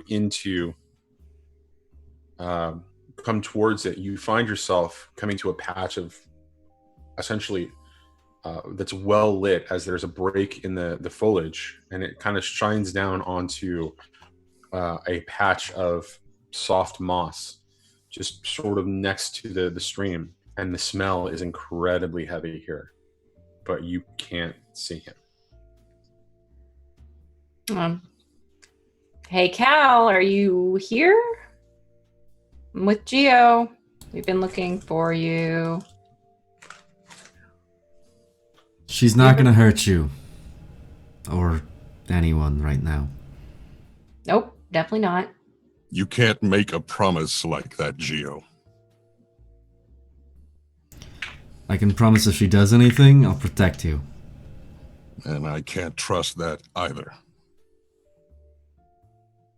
Well, you're causing the forced starvation of Johnny out there because he refuses to eat without you. So could you do us a favor and just go see him?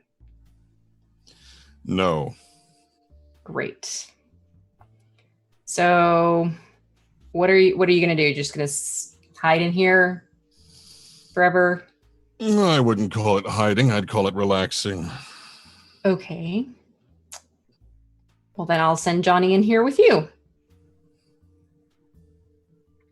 Try not to kill him in the process. Wow, you're just...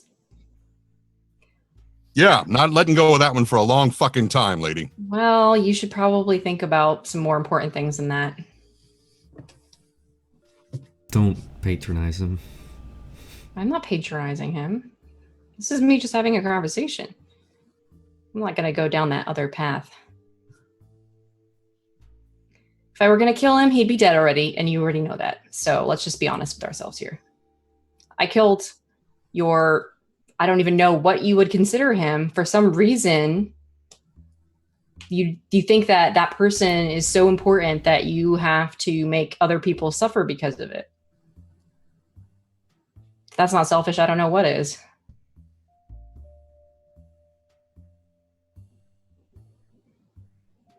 We just want to make sure Johnny's eaten. That's all. Can't do that here, can you? Well, you won't leave, so I have to bring him here. Is that and okay after that, with you, is your Cal? responsibility? Is that where we're going? He's not my responsibility now. It's his choice not to eat. Because you're not going to see him. He refuses to eat without you. Do you understand that at all? Get it? Still his choice. So you don't care? How is that any different than me murdering somebody? You're going to let somebody starve to death? No, he's going to let somebody starve to death. No, you're going to let two. You're a therapist. You could probably convince him, but I don't see you doing that. I'm not going to do that because you need to get over your shit. Mm.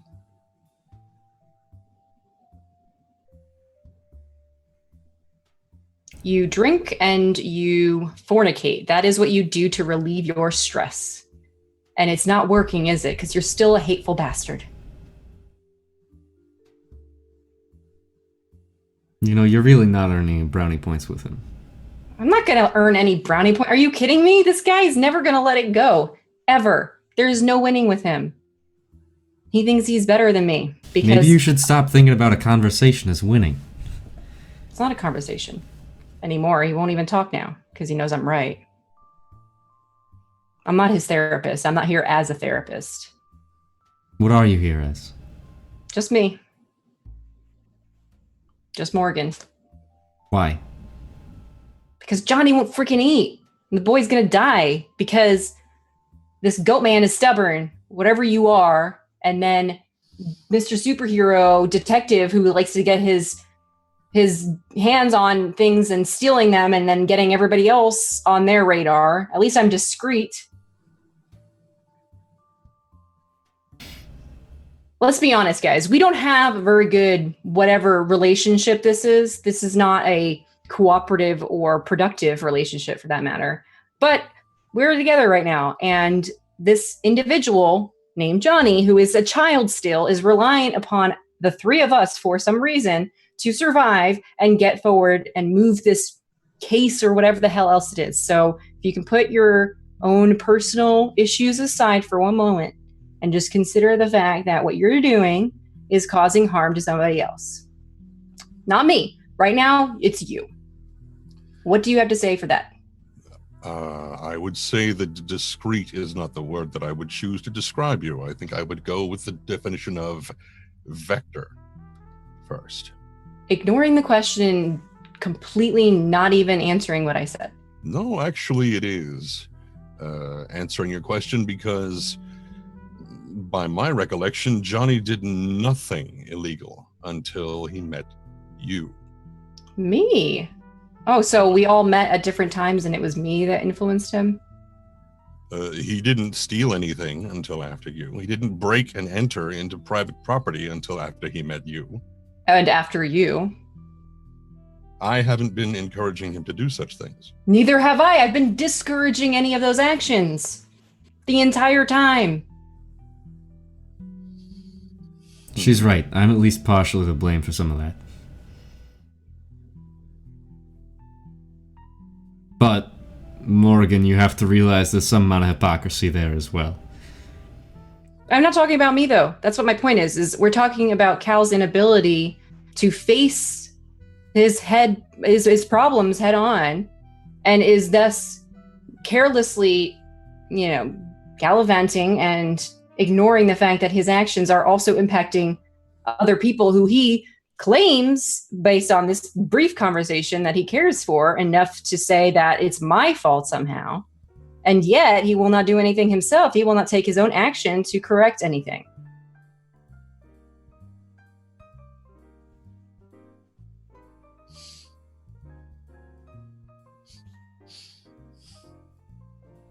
We could really use your help, Cal.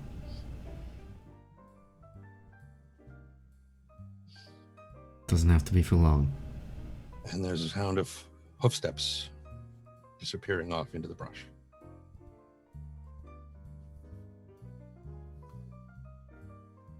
You can smell the direction that he's going. Do you want to follow? Sure, why not?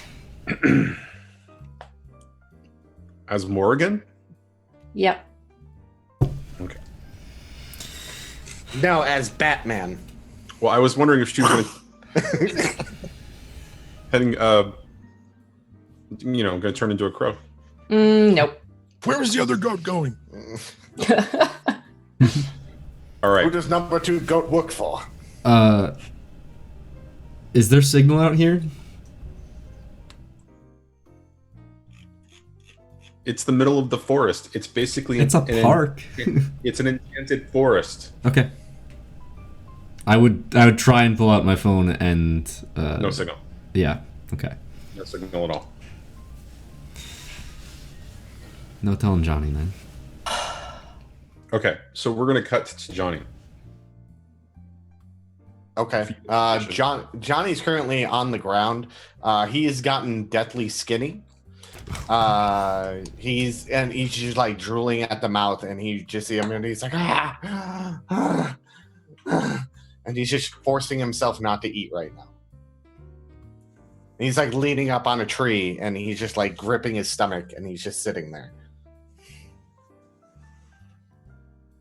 And through this sheet of drool that could possibly be pouring into one ear. I've been there. I know what that's like. I was like 6 months old. It happens. A really good memory. Anyway, so the sound of hoof steps come up beside Johnny, and something kind of cool and somewhat firm sort of taps against his forehead. Hey, you in there? I found you. I'm the best detective. And the cool, somewhat firm thing rolls down his face, and it's an apple. And he's like, where is everyone else? They're coming. Just eat something. All right. Fine, if you're all here. And then he just like inhales the apple.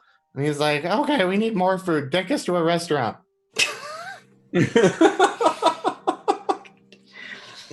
I'm guessing me and but Gio like as soon as But as soon as he eats the apple and like you guys walk up, like you just see that like a little bit like he's a little bit less gaunty. Like when you walked up and looked at him, or Cal looked at him, he was like literally like fucking skin and bones. Like when Geo and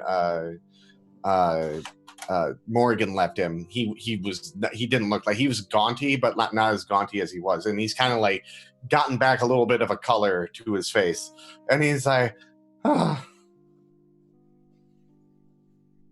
Yeah, I need more food. And then we talk, because I don't think I could have lived any bit longer. Well, then you'd better talk fast. And as he sees everyone, he like looks at them and he's like, this is the deal. We're all fucked up. All right? That's not news. All right? The only thing we have to do is find these people, figure out what the fuck is going on, and then we don't have to see each other anymore. But here's the stipulation. We can't fucking kill anyone. And he looks at Morrigan. Okay. I will just ask a question. This is a fair question. What if somebody is actually actively trying to kill one of us? No, not an eye for an eye. No, I mean like as in self-defense, like somebody's stabbing you and you have to like stop looking for loopholes. I'm not. I'm asking about real situations, as in I've been through it before, Johnny. That's fine. Knock them out. You don't understand life and death situations at all. We're not going to kill anyone that's unjustified or not justified by your means, all right? So you're saying if somebody is holding me at gunpoint and I have an opportunity to get away and part of that process is me struggling with them and the gun goes off or whatever other nonsense you want to think of, that's not okay either? You want me to let myself die? That's not going to happen. You're not going to die. I am not like you, Johnny. I don't have invulnerability or whatever is happening with there that. No, but you can look at someone and then they go all loopy doops and then they drop their gun and look it. You didn't have to kill anyone. Yeah, except for their brain would be dead. So that's basically the same thing. Why would their brain be dead? The other guy was fine.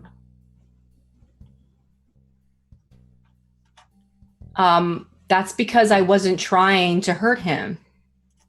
Well, then I wasn't defending myself. I was trying to get information.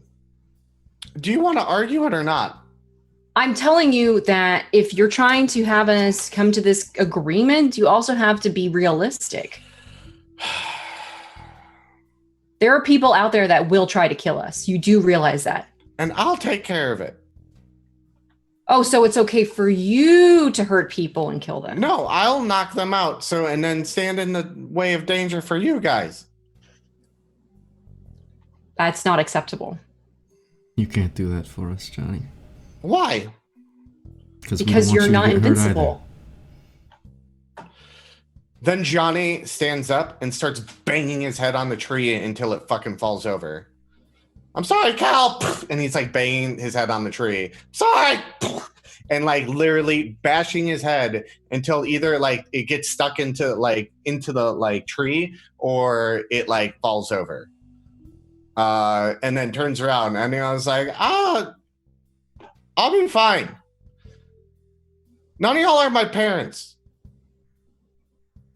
And you're dictating what other people are going to do or not do? Listen, Johnny. You have to understand. No, something. I'm tired, okay?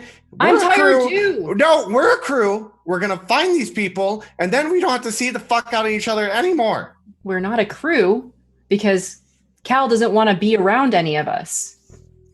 Cal, do you want to find the missing people? I don't give a shit. At some point I did care, but over the course of the last, couple of days, my give a fuck has become very thoroughly broken. So I am perfectly content to live the rest of my life, what was it, drinking and fornicating, relaxing in the sun, and ultimately not killing anybody. I am perfectly fine for the rest of my life to be that. No problem whatsoever. You guys want to go off and do all this bullshit? You knock yourselves out. But don't kill yourselves, because apparently that's part of the fucking deal. Cal, do you think that's possible for us to just go back to our regular lives and not get dragged into this? Once again, we're getting into that don't give a fuck situation anymore. Gio, you and I didn't know each other for a long time, and we were both about as happy as we could have possibly been. Since we met, that has decreased steadily. I am perfectly content to go back to you and I being nowhere in each other's orbits whatsoever. All right, so be it.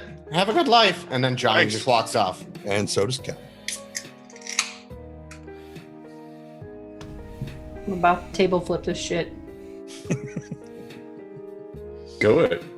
Clearly, these two are not. I mean, clearly, there's 3 people wanting 3 different things out of this, and Gio just wants to make it work.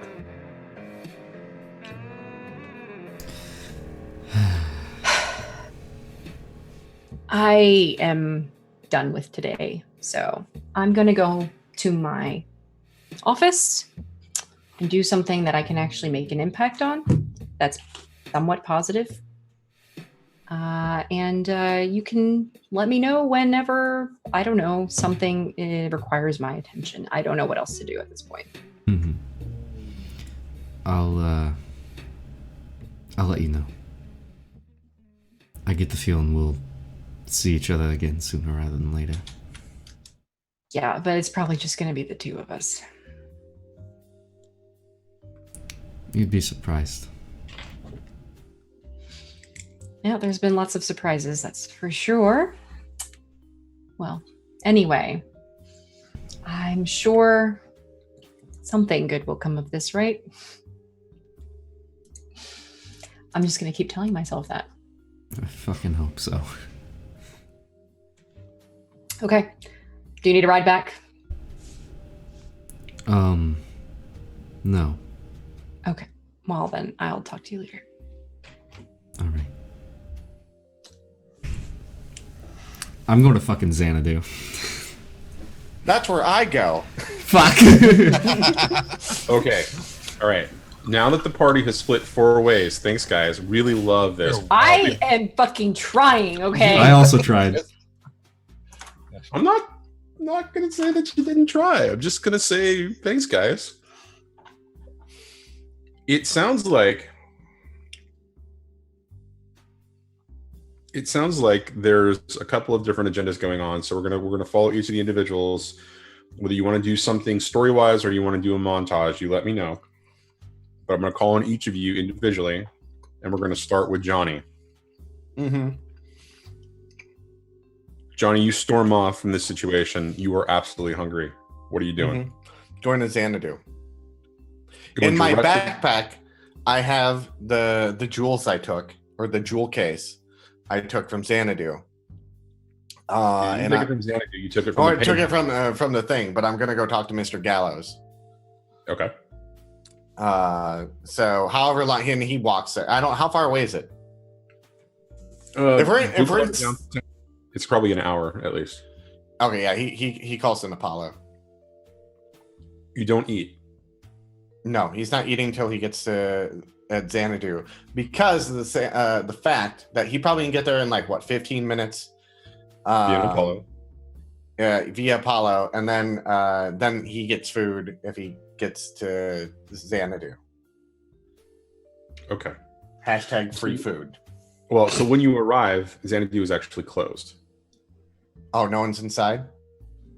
It's the daytime, so if you knock on the door, you don't get a response right then and there. It takes a couple of minutes, and Tamalate basically sticks his head out and says, "What's going on, little man?" I gotta talk to Mr. Gallows. He's actually off-site on business. Is there something I can do for you? Oh, can I talk to you? We're speaking. Well, can I come inside? Okay. And he extends the door open, and then you see he's not dressed in his normal sort of flashy sort of suit. He's actually dressed in sort of like a running suit, sort of like a sweatpants and a sweatshirt, and it's just You can see that there's a tank top under that, and he's wearing tennis shoes, but he's still wearing glasses, dark Wayfarer glasses. Is there like people working in here? Do I smell food? There's nobody preparing food right now, and there is a cleanup crew just kind of doing touch-ups around the place. So Johnny would walk up to the bar and start eating limes, whole limes, like the rind and like just eating them. And he's like, "Are you hungry, little man?" Yeah. I actually had to get the pain off my stomach. I've never felt that before, but that's Hold on. And he walks behind the bar, puts on the bar a thing of peanuts, something you've never seen at Xanadu before, but it's like a bowl of peanuts, and he puts it out there. Let me make something for you. What do you want? A burger. All right, give me just a minute. And he steps back into the kitchen, and you hear a little bit of shuffling and he comes back out and he says, somebody's working on it for you. Eat some peanuts. What's going on? Oh, hold on. Oh. Peanuts don't sound like that. Wow. They're unshelled is the problem. They start The shell on them. He goes, do you know when Mr. Gallows will be back? This is his errand day. Saturday is his errand day when he takes care of some personal things. He'll be back before opening, but I don't. When do you guys open? 6. No. Well, and then he's like, well, and then he pulls out the jewel case and puts it on the bar. And as you do that, you see Tamonte's face just kind of, and he gets real stoic. Where did you get those? Well, do you want the story? I'll tell you the story. Because you're going to get mad. Because I was looking for the sisters. Trisha Bjorn's name came up. And so I was a crow. And then I stole a safe out of her office. Was it last night? 2 nights ago. It was night 2. That wasn't last night was night 3. 2 nights ago, to find out information about where she went because she's been missing for 2 weeks. So I went there, and there was a dragon chasing me. And then a giant raven showed up and fought the dragon and told me to get out of there. So I did with the safe with my little wings and I flapped. And then I landed here and, well, not here, in the alley over there. And there was like a thing, a book with like a bunch of information about it. Which is Mr. Gallows. Do I have that currently, or does someone else have that? Geo has it. Geo has it? Which I got an argument and I forgot about the book, but I can get that back to you. But I always intended to bring this back because I didn't want it. It was just in the safe, and I just wanted to find the people. So you're talking about this and you're kind of going on, and I'm imagining Johnny just kind of like rambling and just kind of looking around and just kind of talking and eating at the same time, but he's not really focusing on any one thing as he's telling the story. He's not eating when he's telling the story. Okay, but he's not really focusing on his surroundings, just kind of telling the story and kind of getting lost in the moment, right? Mm-hmm. Okay, so as you finish, and you kind of focus in, you kind of look back at him, you see that there is a sword in his hand, pointed down. Okay. I'm like, I'm sorry. Don't kill me.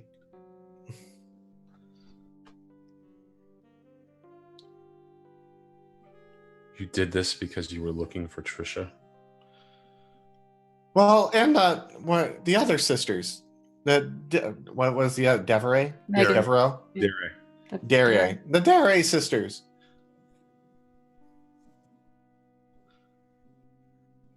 And I felt bad, so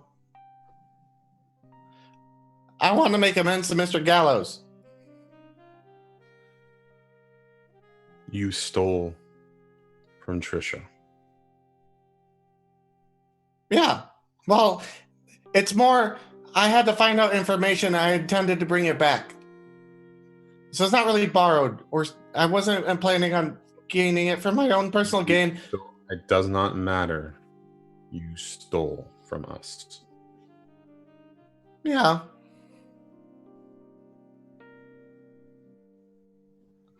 And I understand if you guys like beat me up and then kick me out.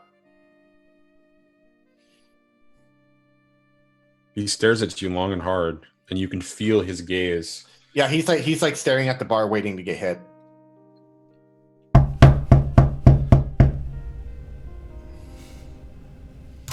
You're not arriving yet. No. Damn it! You are definitely not I was arriving. so close behind. Did you take an Apollo? Yeah, You didn't say that.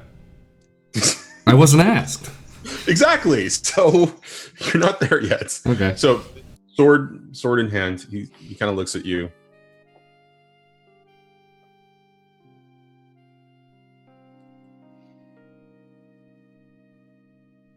How old are you? 17. And he asks you the next question, and you're caught off guard by it. How old are you really?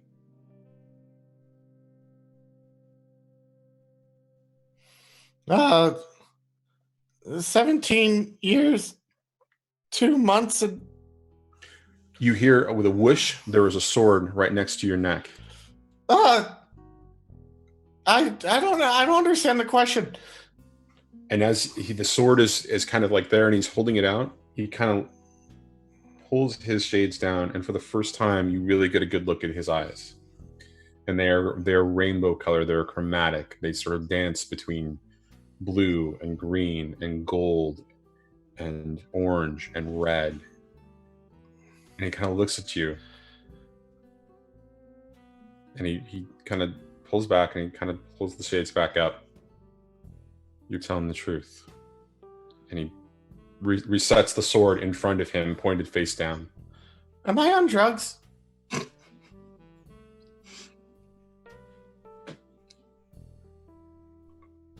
Now, I believe you, Johnny. I believe your intent was good.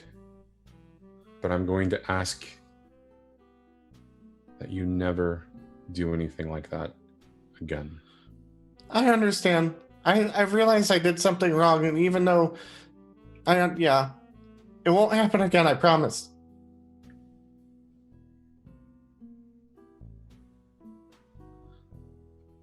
I'm going to ask you to make amends for it, Johnny. I agree. And I'm going to have to confer with Mr. Gallows first. Okay. Mm-hmm. Your burger is going to be up soon. When you're done, go find us the book and bring it back. By that time, Mr. Gallows and I will have a conversation with you. Okay. About how you can make it up to us. You're a good boy, Johnny. And he kind of steps back, and as he turns, you don't see it disappear, but it's gone from his hand as he kind of turns around again and heads into the kitchen. Okay. You are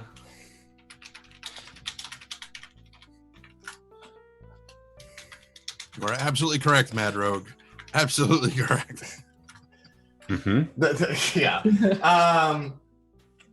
So I texted. Hold on. All right.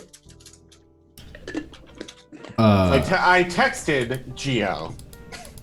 Well, Gio's going to knock on the door just as Tamonte comes back out with your Burger. with his burger. And so Tamonte puts the burger in front of Johnny with all the fixins, a big thing of fries, a big basket of fries, and immediately moves to the door to kind of poke his head out. There are all kinds of visitors today. What can I do for you? Mr. Gallows in? No, he's on errands. But one of your friends is here. Who? Why don't you come inside? You could use a friend. And he escorts you inside, and you see Johnny kind of consuming. Oh, good to see you eating. You see like the phone on the thing, and you see like the jewel kit on the bar too, and he's just staring at him, and he's like looks at his phone, and he's like, "That was fast." I was on my way anyways. Figured it would be good to have a conversation. Well, do you have it? Gio looks at his phone. Oh, right. I suppose I have the book on me. Well, I mean, would you realistically have the book on you, or would you? I don't know where else I would have kept it, is the thing. And for that reason, I think I would have kept it on me. Okay. All right. Well, he's looking. So Tamonte's kind of. It could have logically still been in Morgan's car. That too. But I think even then, Gio's intention was to go to Xanadu, and he would have brought the book with him for that. He would have or wouldn't have? Would have. Okay. All right. So Tamonte is kind of looking between the two of you as you're having this conversation, and he looks to Johnny and points to Gio. Does he have the book? Well, last time I saw it, yeah. I got it. I got it right here. I am sorry that he stole it from you. Trust me, we weren't happy when we found that out of you.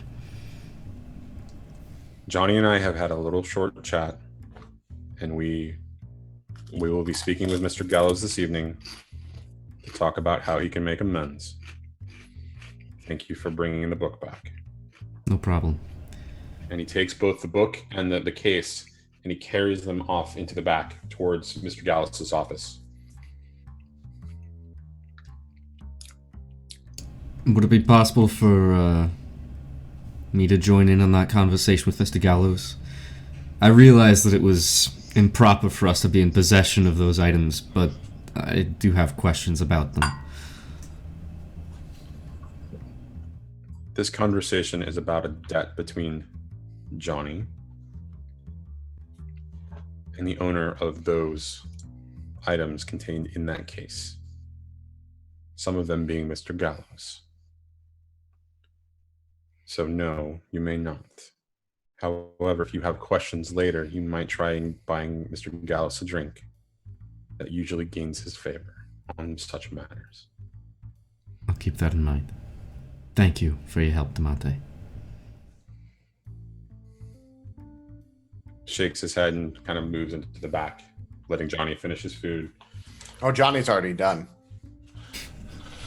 He realized Johnny hadn't eaten a long time, and that was like the best thing. Like he's like tasted in forever as he eats like this heavenly burger that he could not resist of not eating, even though he felt terrible. But he was just like, there's like burger juices all over his face, and he's like.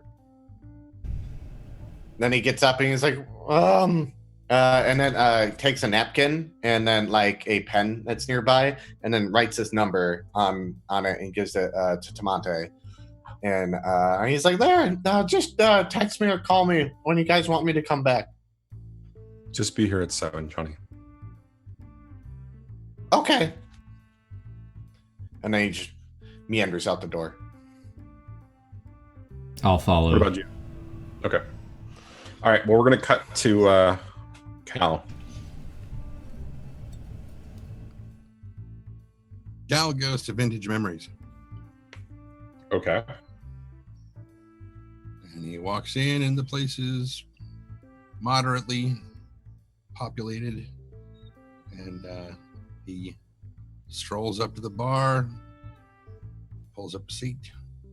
And if it's the same bartender who was there the last time he was here, gives him a big smile and just nods and kind of looks over to the guy sitting next to him, who's also a regular here, and sort of leans over and sort of shoulder butts him and kind of smiles and gives him the little chin chuck of, hey, how's it going?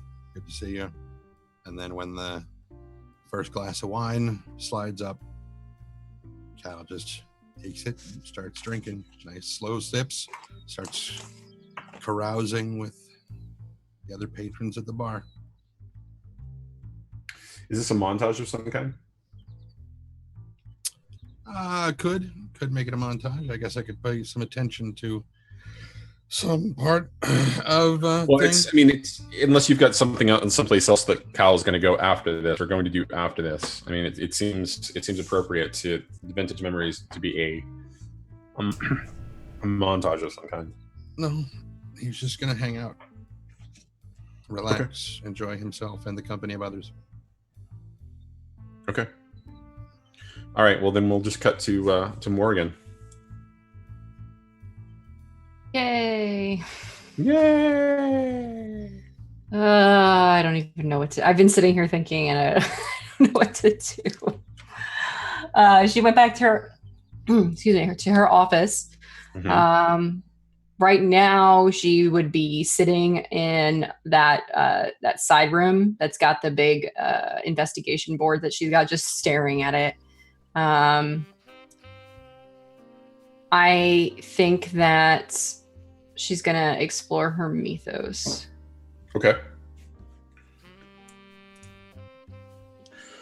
So depending upon, and so by exploring your mythos, are you saying that looking at the murder board and looking at, kind of like losing yourself in the investigation, that's the element of like there's some element of that helps trigger your exploration of your mythos?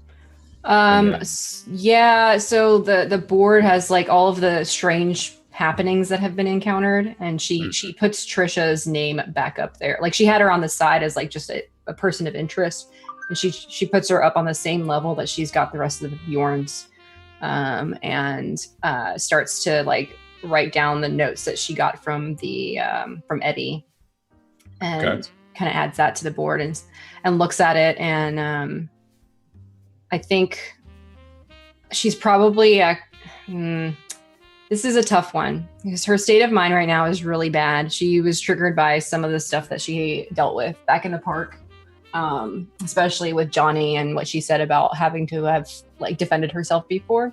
And so her mind's probably in a really bad place from that perspective.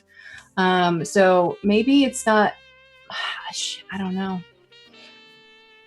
I'm worried about doing this, but I think she's going to explore Fury's judgment. Okay. Because that's the first. Okay. Why are you afraid, or what's the concern there? Because that's the part of her that she can't lose control of, but she's constantly giving it attention, literally. Okay.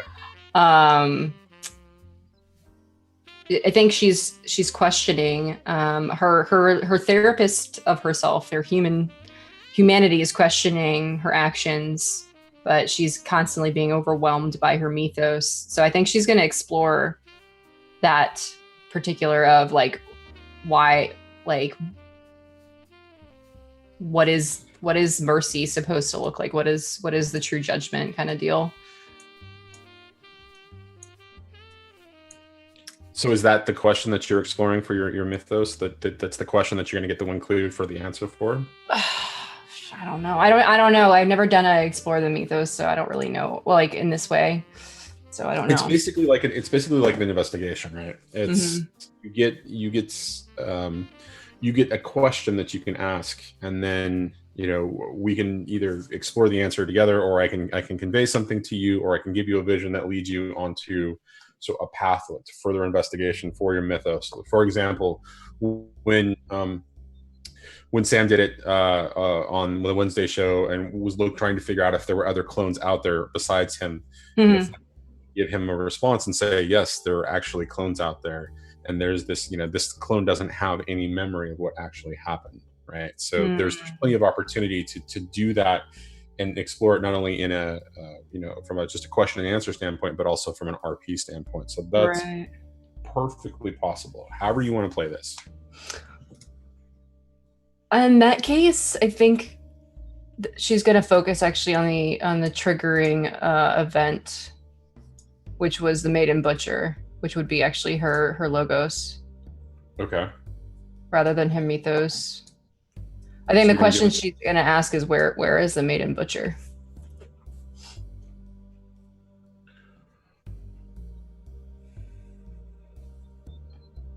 That's the question that you're going to ask. I don't know. I'm like really not feeling any of these options for myself right now. I don't know what to do. Okay. Yeah, I would have trouble answering that right now for you. Like, I'll give you the clue for that. So what I would say is, shoot.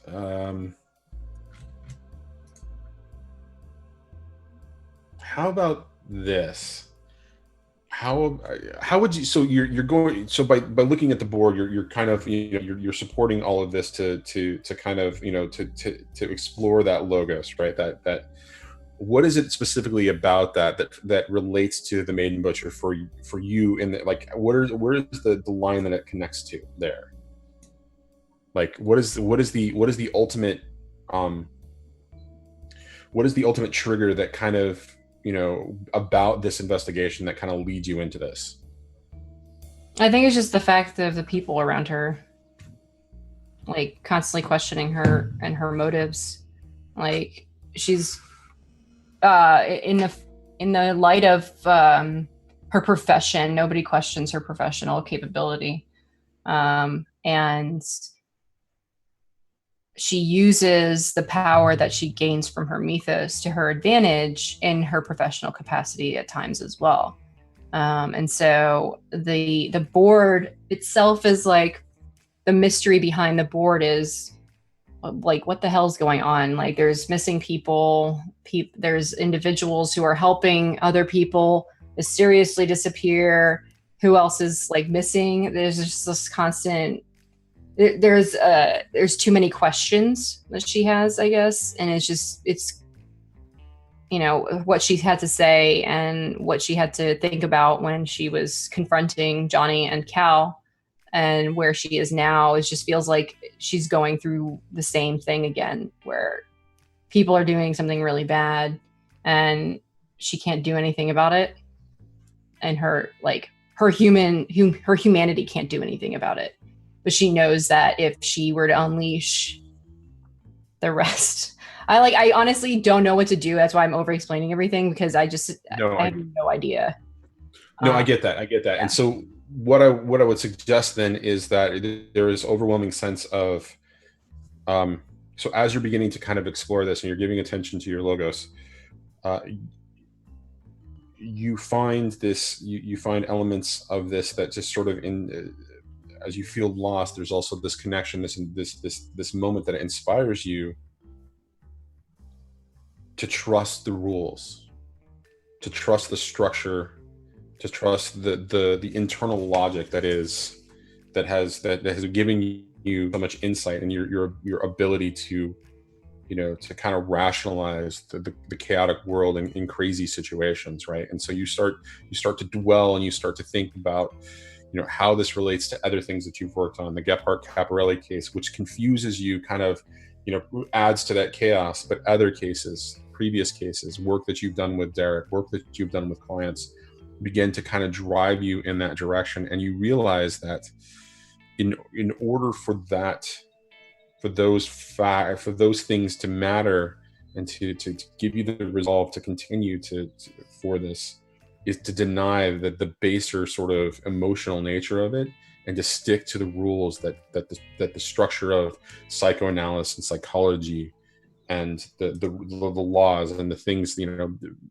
really just sort of explore, or give you that room to explore, but also give you those boundaries that you absolutely need, so that you don't lose yourself to those baser nature, right? And so there's like this internal journey as you're kind of going through this, as you're looking at that, and you're doing all this self-examination, and it comes back around, and you're just like, structure, boundaries, and it just gives you a little bit of moment of clarity and focus.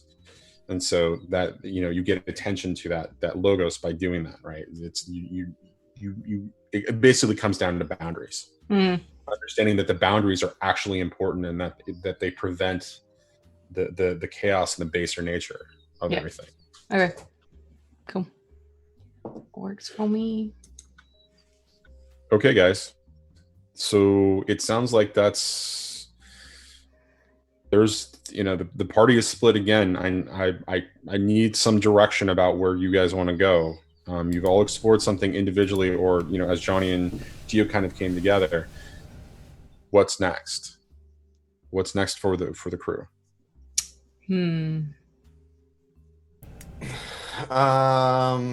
I mean, I don't know what Johnny would investigate because he doesn't know where Trisha Bjorn is. Nope. And he doesn't know anything else that's really going on. So he's kind of at like stuck, really, until he talks to. The only thing he could think about doing is going to work for Harold, but that's his only thing, and that's probably not going to lead to anything, honestly. You did watch last episode, right? I did, but see that would complicate things if Johnny was there Saturday morning or day 5 morning. Sunday and he's morning. like, "Hi guys." No, it was whatever. Yeah, day 5 morning. Yeah, Sunday morning. Sunday. Yeah. No, that's not what I was actually talking about. I was talking about day 3 conversation between Cal and Harold. He doesn't know that happened. Oh no, I know, but Yeah. what I'm implying is that it would make that situation even more interesting. It would, but I mean, like, that's the only thing Johnny literally would have to do. But he would have to go talk to his dad about that, and tell him he's like taking an internship at Acer. Oh, that scared me. Sorry, I didn't mean to unmute there. I was like, So yeah, that's literally what Johnny would go do. He would, I guess, montage until 7, because he really doesn't have anything else. What's happening at 7 for Johnny? He's going back to Xanadu. That's right. Okay, just making sure, because the sorry, in my head, 7 o'clock also means the something going on for Cal. So I'm just making sure. My bad. Okay. All right. Anybody else have any other direction that they want to go until we get to that point? No, I'm gonna. Morrigan sent a group text. Oh. What's it say? 2 words. I'm sorry. Wow. I almost forgive you. Nope. But I wasn't the one who you were really apologizing to at that point either. She hasn't apologized at all because she doesn't want to. She didn't want to, rather. Yeah. But maybe So- it feels different now. Yeah. I'm going to go back to Xanadu too. At the same time that Johnny is supposed to be there, but I'm just not going to go there with Johnny. I'm just going to sit at the bar while Johnny is having whatever conversation he is with Mr. Gallows, because I want to make sure that he's okay, and just kind of sit there. And I'm sure, I mean, obviously they'll be completely aware that I'm there, but I'd rather just be aware too. Okay. And I want to have a conversation with Mr. Gallows after, but I'm probably going to go to Xanadu for drinks. Lots of drinks. Okay. Not making myself obviously known. I'm not like dressing like I normally do kind of deal. Okay.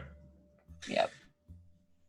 Okay, so it sounds like 3 at Xanadu, also being a little sort of independent, and then Cal is going to, he would receive information to show up at a particular restaurant, Santino's, at 7 p.m. Per Mr. Bjorn.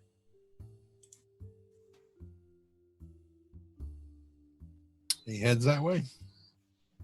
Okay. So we're gonna start with Johnny then, at 7 p.m. showing up to Xanadu. Can I montage to that point? You sure can. I want to talk to my father about Acer Industries and focus on my logos, that I may be taking a internship there for some extra money.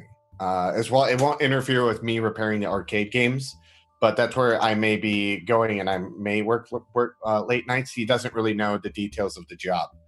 Okay.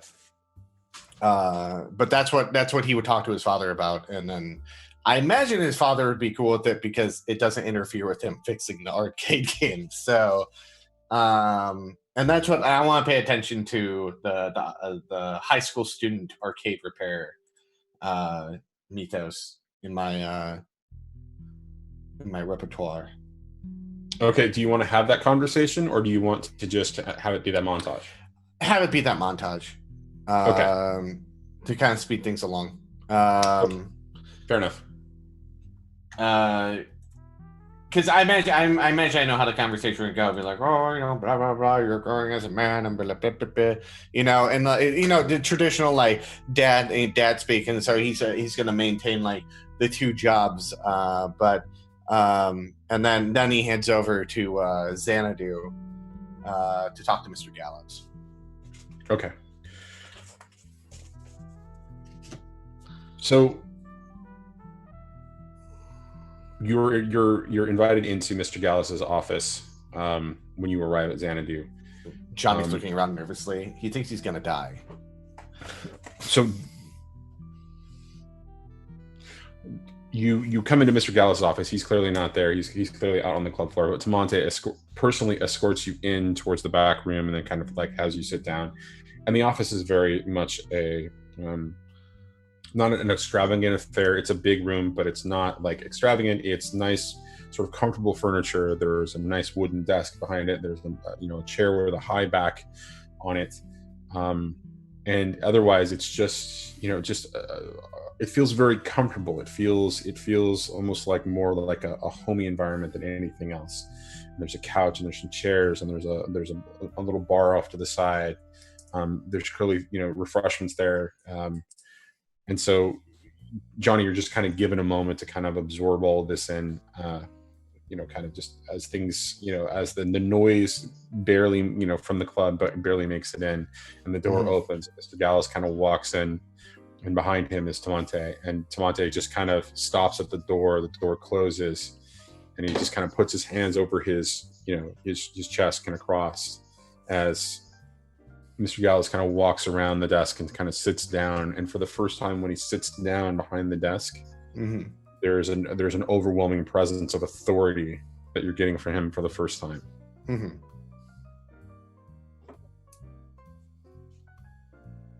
And he looks at you, and there's a softness to his gaze, but you see that his shoulders are set as well. So there's a little bit of seriousness to this, and he says,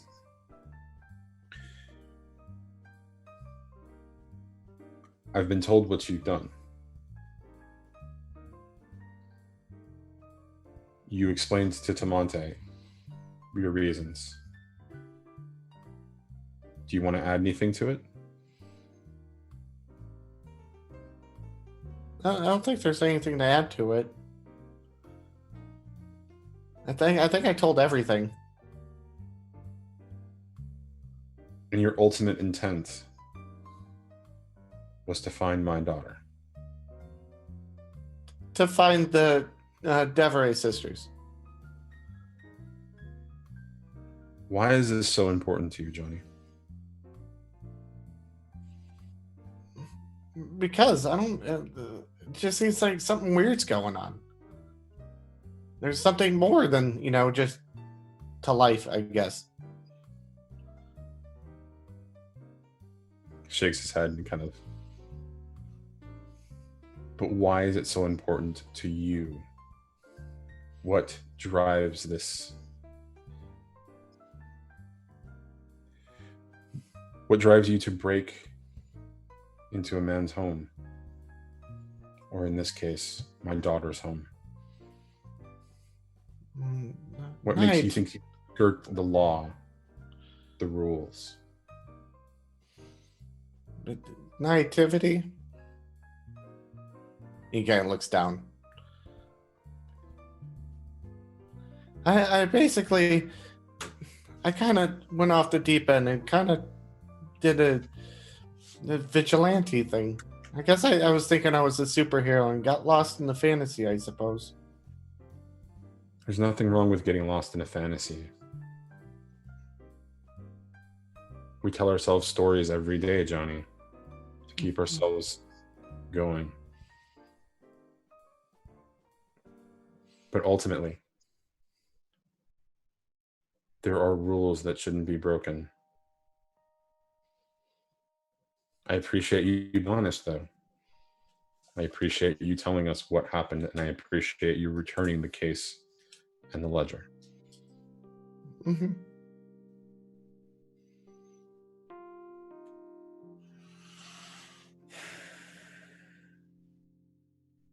Now I have a task for you in response to this, for you to make amends. Are you up to this task? Yeah. Where are your friends, Johnny? Where are the ones that you typically come here with? I don't know. We're all kind of split up. What happened? The same kind of thing. People taking the law in their own hands, I suppose. Other people not agreeing with it and being stubborn. People not caring about why we even started doing it in the first place, kind of thing. A lot's changed in a couple days. Life moves pretty fast.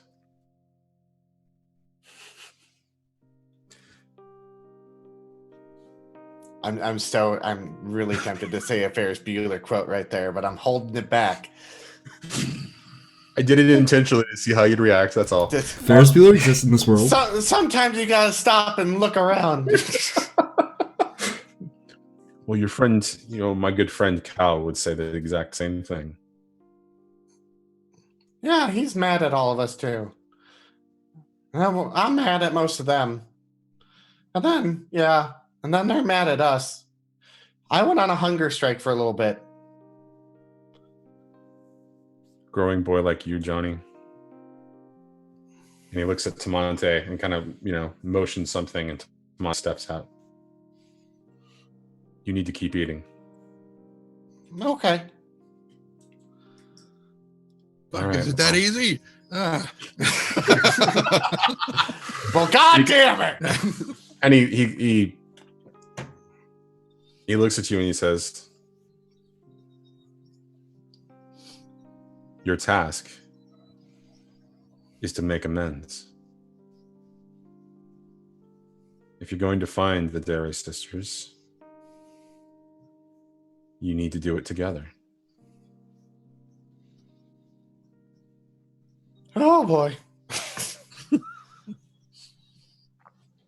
You have to get past the things that trouble you if you want to do great things. Can you do that for me, Johnny? Are you up to this task? Yeah. I'll give it all I got.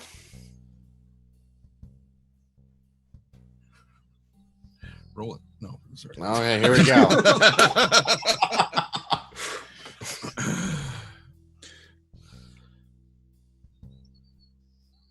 And he stares at you, with that soft kind of gaze, but, with the air of authority.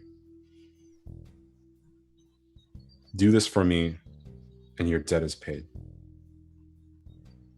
Friendship Okay. is the most important thing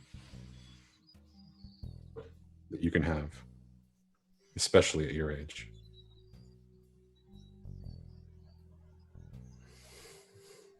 I Now, agree. if we're done here, there's food waiting for you at the bar. Oh. Also, quick question. If I can, what if I took a job with Harold? He offered me a job.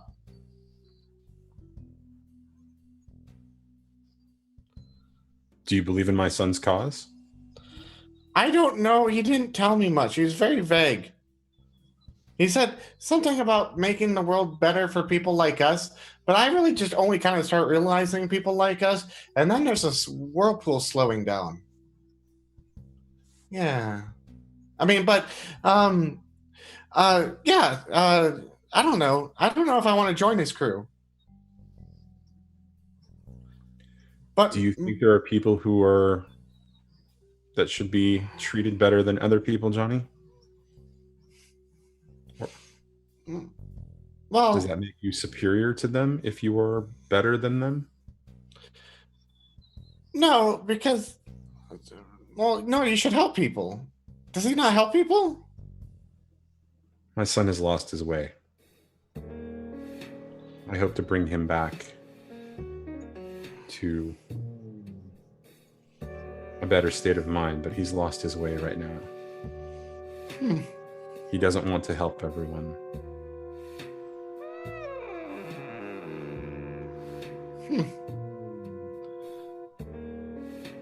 Yeah, I can kind of see your point. But do you know what he's talking about? I do. What is it?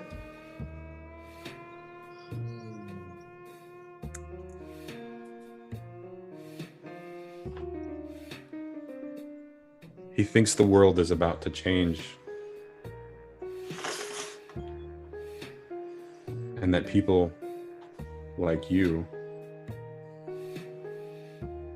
should be in control of it, that change.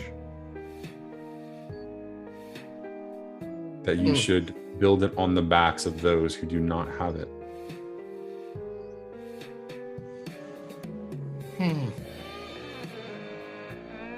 And Johnny in his head is like thinking throughout history, and it kind of sees like similarities throughout history about that. And he's like, I don't want history to repeat itself. Sadly. And he gives you a knowing sort of look as he says this. It happens more often than you would expect. This time it will be a little bit different, though. This time would be the last. And he begins to stand up.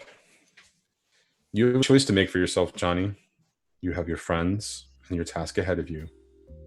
But beyond that, you can choose to help people, or you can choose to not. Ultimately, whatever you decide to do,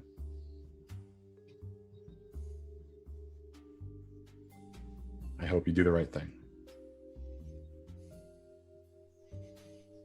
I'll listen to my heart. And then he stands up and holds out his hand to Mr. Gallows. He's like, and you shake it, and his hand gives a little under yours, but you still feel a strength that you felt not unlike when you shook Harold's hand. mm-hmm. And he's like, I hear Fruit calling my name. I really have to go. And I have to make a bunch of phone calls now. Okay, so when you step out of the, he kind of escorts you out into the bar. Mm-hmm. You step out into the bar, you see that Morrigan is sitting at the bar next to the plate of food, and she is sipping what kind of a drink, Morrigan? Scotch, straight. Yeah. Yeah.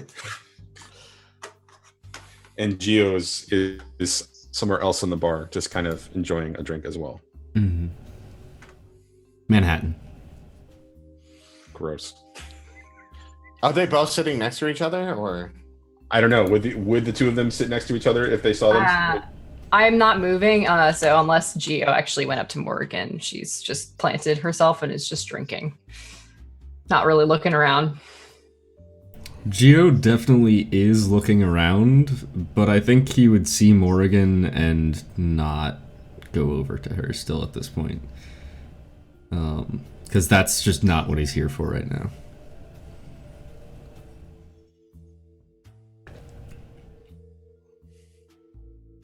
Well, then Johnny would sit up next to Morrigan with the food and begin eating the food. And then if he sees Gio, he's just like eating food. I mean, if Gio sees you, he would probably walk over to you if you're sitting next to Morrigan too.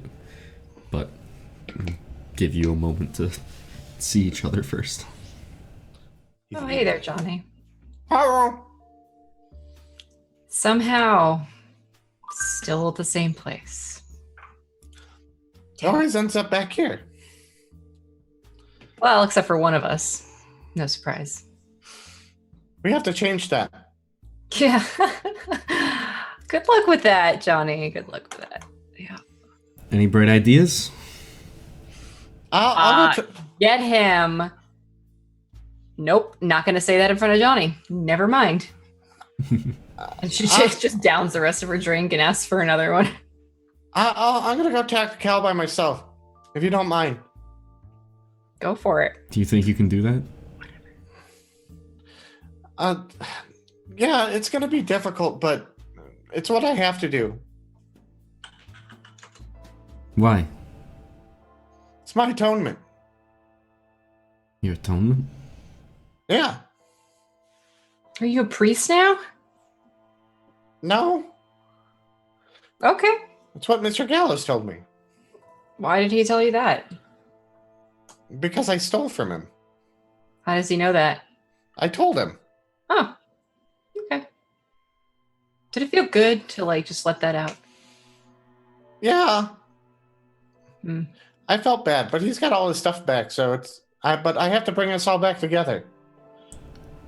All said, that's not that much of a punishment. Have you met us? Are you kidding me? Have you met Cal? That's true. Have you met? So Hey, great, Gio. first of all, no, it's all of us. Okay, we're all at fault. We're right here. We're all together except for Cal. Because Cal's being stubborn. I And thought I you were. need to drink. I thought you were a therapist. You're a terrible therapist if you can't take I'm not his responsibilities. therapist. I'm not his therapist. This has I'm nothing not- to do with oh my my- job. Morgan, look at me. Nope. Morgan. Mm-mm. Would you like Okay. some drink? Nope, that's illegal. Cal would disapprove of that. Sorry, Johnny, not this time. Morgan, What? I'm being serious. I'm being drunk. I'll talk to you tomorrow then. And then he finishes eating whatever was in front of him. I imagine it's shepherd's pie, and he just engulfs it. And he's like, "I'm gonna go find Cal," and then walks off, and then texts us on his phone. Uh-oh. Morrigan, go get some sleep. Oh no, no. I'm out of alcohol at my place. This is the next best thing. And I'm not driving anywhere. So You want me to call you an Apollo? no, the night is young. I got hangovers to meet in the morning. I'm trying out the Cal thing. So if you find a pretty looking dude, just let me know and I might go all the way. At that, your phone rings, Morgan. Oh God. Hello? I understand you're looking for me. Female voice? Mm-hmm. Oh, Trisha. Yeah, I'm at your dad's place right now, actually. Why? Oh, just a rough day, actually. Just trying to... Why are you looking for me? Because your dad's looking for you.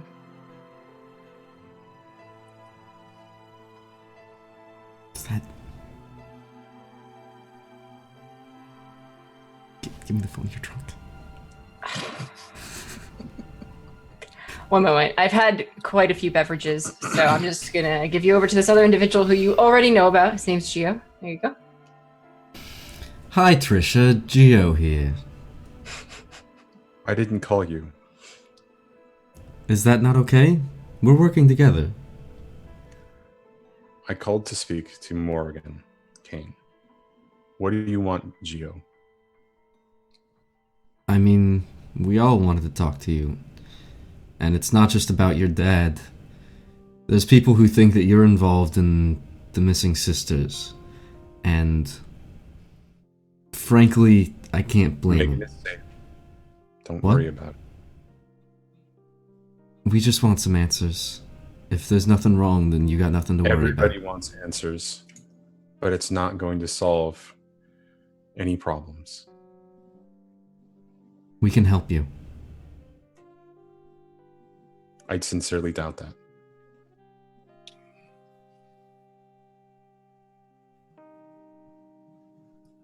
What's she saying?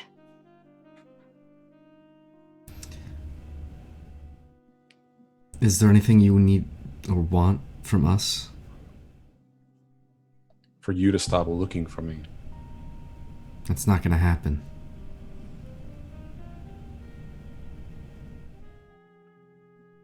There will be consequences, not from me, but the more you keep pressing this, the more attention it's going to get you, and you're going to get hurt. Megan and I are safe.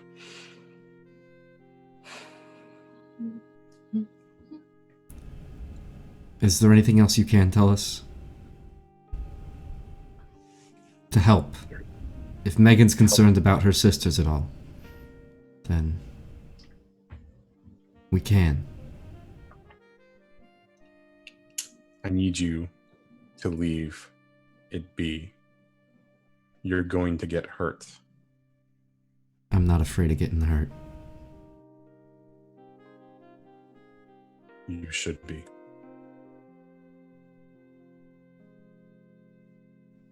Now let me talk to Morrigan.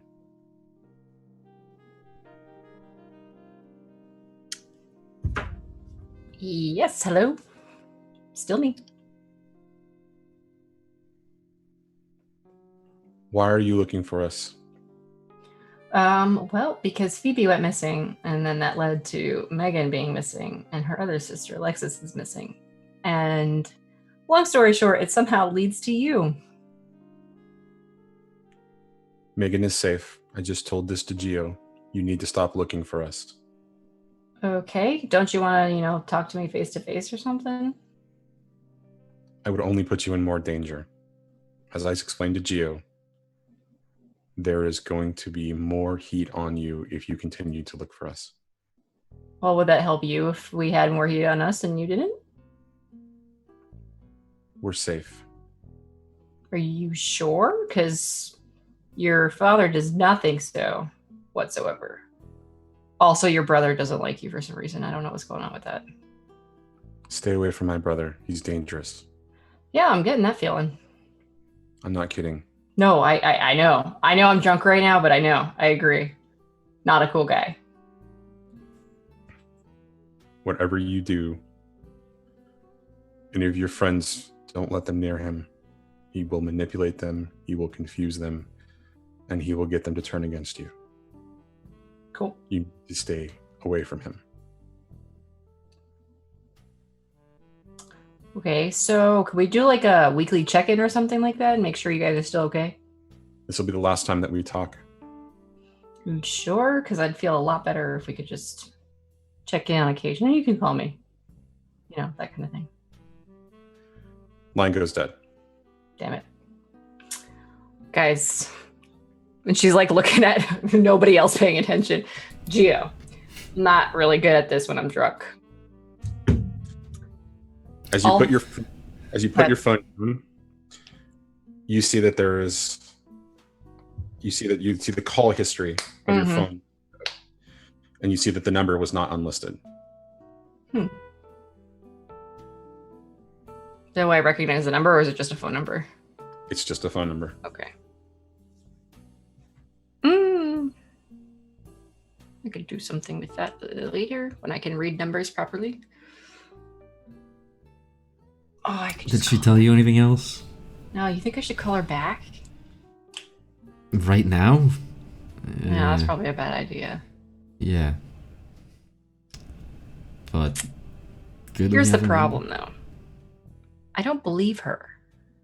Is that me being drunk, or should I not believe her? Don't believe her about what?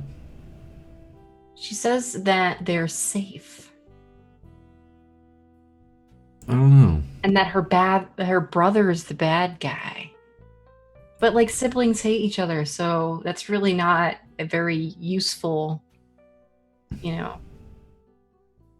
don't know. reliable source. I don't know. I get the feeling that she's not totally lying about her and Megan being safe. Megan went with her will, remember?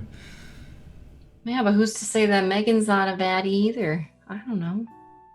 It's true. They all planned it. It's a big ruse.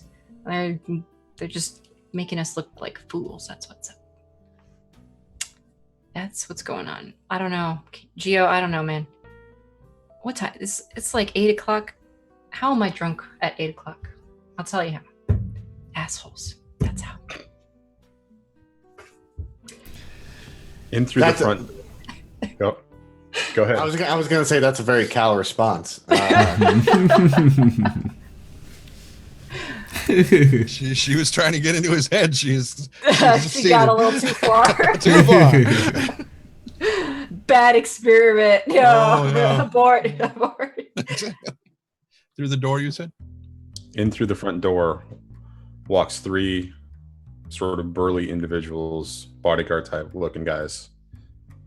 And behind them walks in Mr. Anatoly Vidalis and immediately heads to the VIP section. Does he pay us any attention? Yes. He's looking specifically at Morgan. Does he see Johnny on the outside? Because Johnny is talking to Tamonte. Oh, okay. Well, he probably ran into Tamonte. Or you definitely saw that then. Okay. He wouldn't have paid attention to him. I'm just saying that's where Johnny is right now for your logic sense. Okay.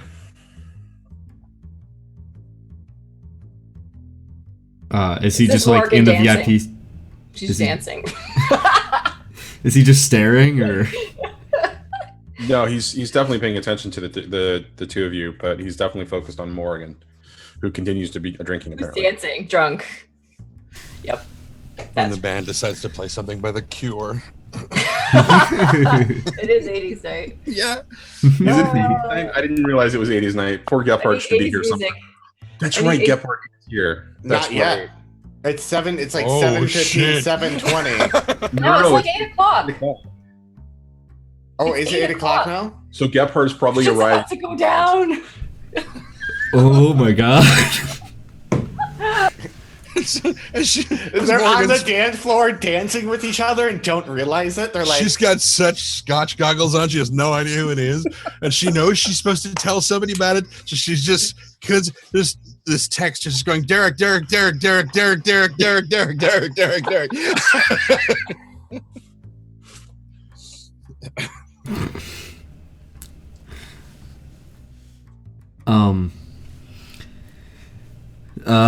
Morgan, that's the guy I was telling you about. I mean, you recognize him, right? Yeah. Don't look too much. Oh. We should probably leave. Okay. Sure, I guess. Well, I kind of wanted to keep dancing. You want to dance, Gio? We can dance. I don't dance. Why not? You can dance if you want to. That's what I was just thinking. You can leave your friends behind. We've already left our friends behind. You don't have any friends, so it's fine. but if you don't dance, then you can't dance and you're no friend of mine. See? So we're right back over. You're right. I don't want to lose another friend because this is like all we have left. There's that guy over there. So turn around and look at what you see in the face. The mirror of your dreams. Never mind. Go. Just... Morgan, you get another text from Derek. Morgan. I'm all out of love. What does it say? So lost without you. I can't read. Your Well, eyes you are can't read it. It just says Derek. And you're just like, I'm not that far gone. Maybe with 2 more drinks. You're almost to Marty Feldman levels, but not quite. Oh, there will be a text message at the end of this evening. We found Phoebe. She's dead. And that's where we're going to end it. Fuck! As I'm listening to All Night Long. Yeah. All night long. All night.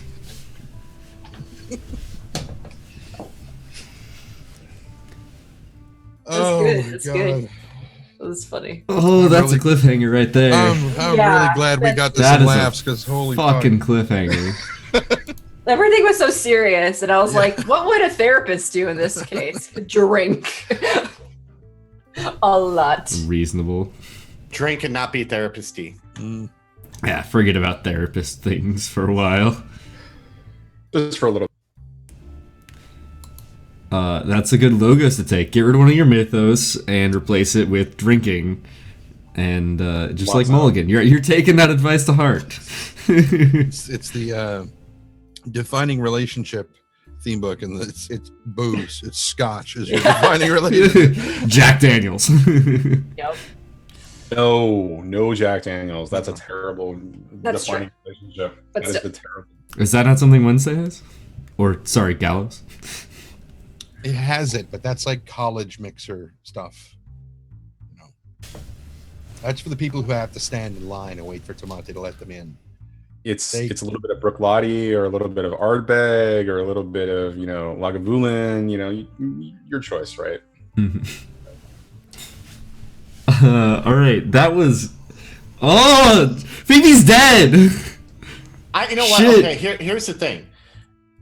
I don't think she's dead. I also don't think she's dead. Just like Gefhardt's not dead. Yeah. It's all a lie. If you saw last night's episode, yeah, sure. But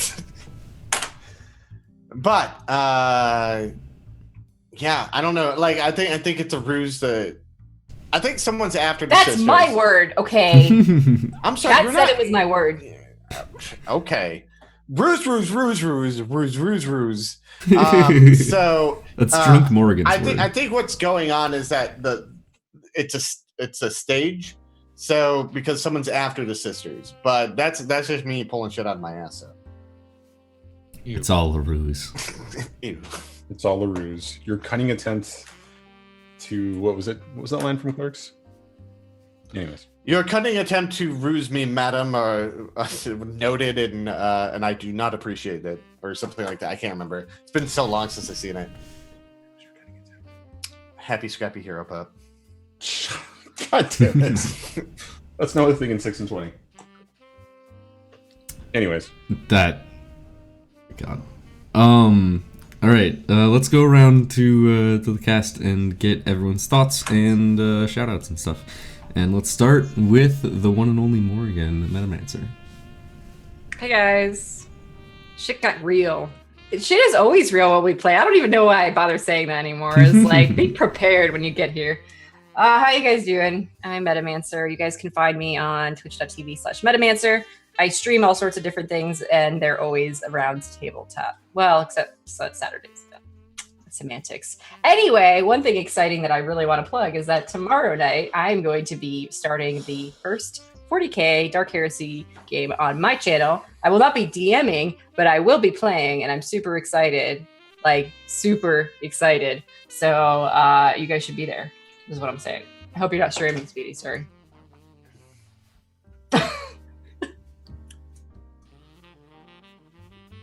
I'm not, so you're fine. All right, Trendane. I am an asshole named Cal, who is Confirmed. just his, like he said, his give a fuck is completely broken, and he is perfectly content to just go back to living his life, no problem. Aside from that, the embargo on BattleTech from Harebrained Schemes was lifted today, at least partially. So you will probably see some people streaming at least the beginning of the game. They can only go in so far before they have to, then the embargo drops again and go, no, you can't stream any further than this. I think Co Carnage said he's going to continue playing part of it tomorrow because he didn't get very far into it today, so he'll be streaming more of that. And so I did some voice work in that game. So once it comes out, which is I believe April 24th is their official release date, so at that point you'll be able to grab that. Hopefully by then my the audiobook that I'm working on for BattleTech will be out. I've been asked to ask Johnny there if he wants to consider being a beta reader for free, to do the scan through the book and listen to the audiobook and see if I made any mistakes anywhere. And so there it is. aside from that, I don't know what my schedule is for the next month. I think the next time I'm supposed to be doing anything is going to be back here. So, no, I'm sorry. I think there's a thing tomorrow on Arvin Elrond's channel. We're doing the. Aren't you a druid? Well, no, we're not doing D&D. We're doing the Our Vocalists, which is our live stream voice acting thing where we're doing Trails in the Sky and we're doing live voiceover through that and whatnot, and it should be a lot of fun. That's over at Arvin Elrond's Twitch channel. But again, just follow me on Twitter and I'll tell you where everything is. I always tweet out when we're doing stuff and whatnot. But yeah, it's tomorrow, Arvin Elrond's channel at some time thing. And McLoken. Hi, I'm McLoken. Okay, I was cool. not doing anything different or saying anything in the Discord until we kind of spaced out a little bit. That's not me at all. That is not my MO. I love tonight. I love the dynamics. I want to find Calvin so we can have a one-on-one meeting, because I think everyone together does not work because everyone bitches at each other like the Roseanne family. Basically, huh? I was gonna say, is that the name of tonight's episode? No. Season 20 Metropolis, Roseanne. No. Given the stuff that's been going on with her on Twitter, no. I will ask about that afterwards. So basically, I think today was a lot of good role playing. I liked all the role playing, and there's not as many roles, and I like that. And we had that bomb drop at the end of it, which Johnny doesn't know about yet. So let's see, because that's the main reason why he started looking around for. In this case, because Miss Phoebe was nice to him, and she got kidnapped, and he doesn't know she didn't get kidnapped, but she's hiding. Why is she hiding? So he has to help her. So yeah, I think it's super interesting where everything. Drunk Morrigan was pretty funny, and I was like, it caught me off guard because I didn't realize she was drunk yet, because I thought she had one scotch, and then she was acting like Xanadu, I did. But then with Trend not giving a fucking meter, that's gonna be interesting conversation to happen, and I think it's the best route to go. Hey, let's not do this. And you really got to see like repentive Johnny, because he realized he did something bad. It's partly because Cal was like, "What the fuck are you doing?" You know. And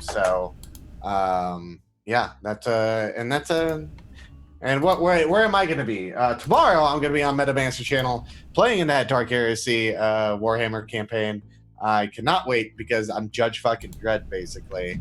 I can't wait to fucking play that. And then we're currently Call of Cthulhu's on Sunday. I have my chosen campaign on Wednesdays, and yeah, that's what I got going on. Usually all starting around the same time, about 7 p.m., 6 p.m., 7 p.m. Central Time. Keeping ears on the Twitter, because I will totally tweet that out. And you can follow me at Twitter at McLoken, and I will love your eyes with my tweets. Yeah. Gross. Oh, too soon? Is it ever too soon? That's it. That's all I got. I don't know. I'm a Gemini. I'm Tell us more. half Gemini. You're a Gemini too? I'm a Gemini. I'm half Gemini. I'm a Gemini. I'm a Taurus and What? a Gemini. Yeah. No, seriously, I'm not even just jumping on the bandwagon. I was at a concert last night, and the lead singer kept asking everyone's sign, like after the show, and she like mentioned that the stuffed penguin they had was also a Gemini, so like we have that going for us. Great. She didn't like him very much. I'm a Gemini and Cancer. So Look at that, Johnny. Yeah, see, I'm a Taurus Gemini. Yeah.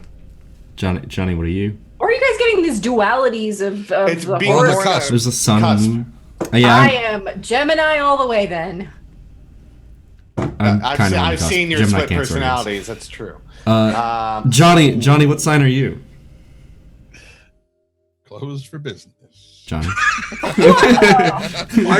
I'm marveling because I'm a Sagittarius. Are we not supposed to get along?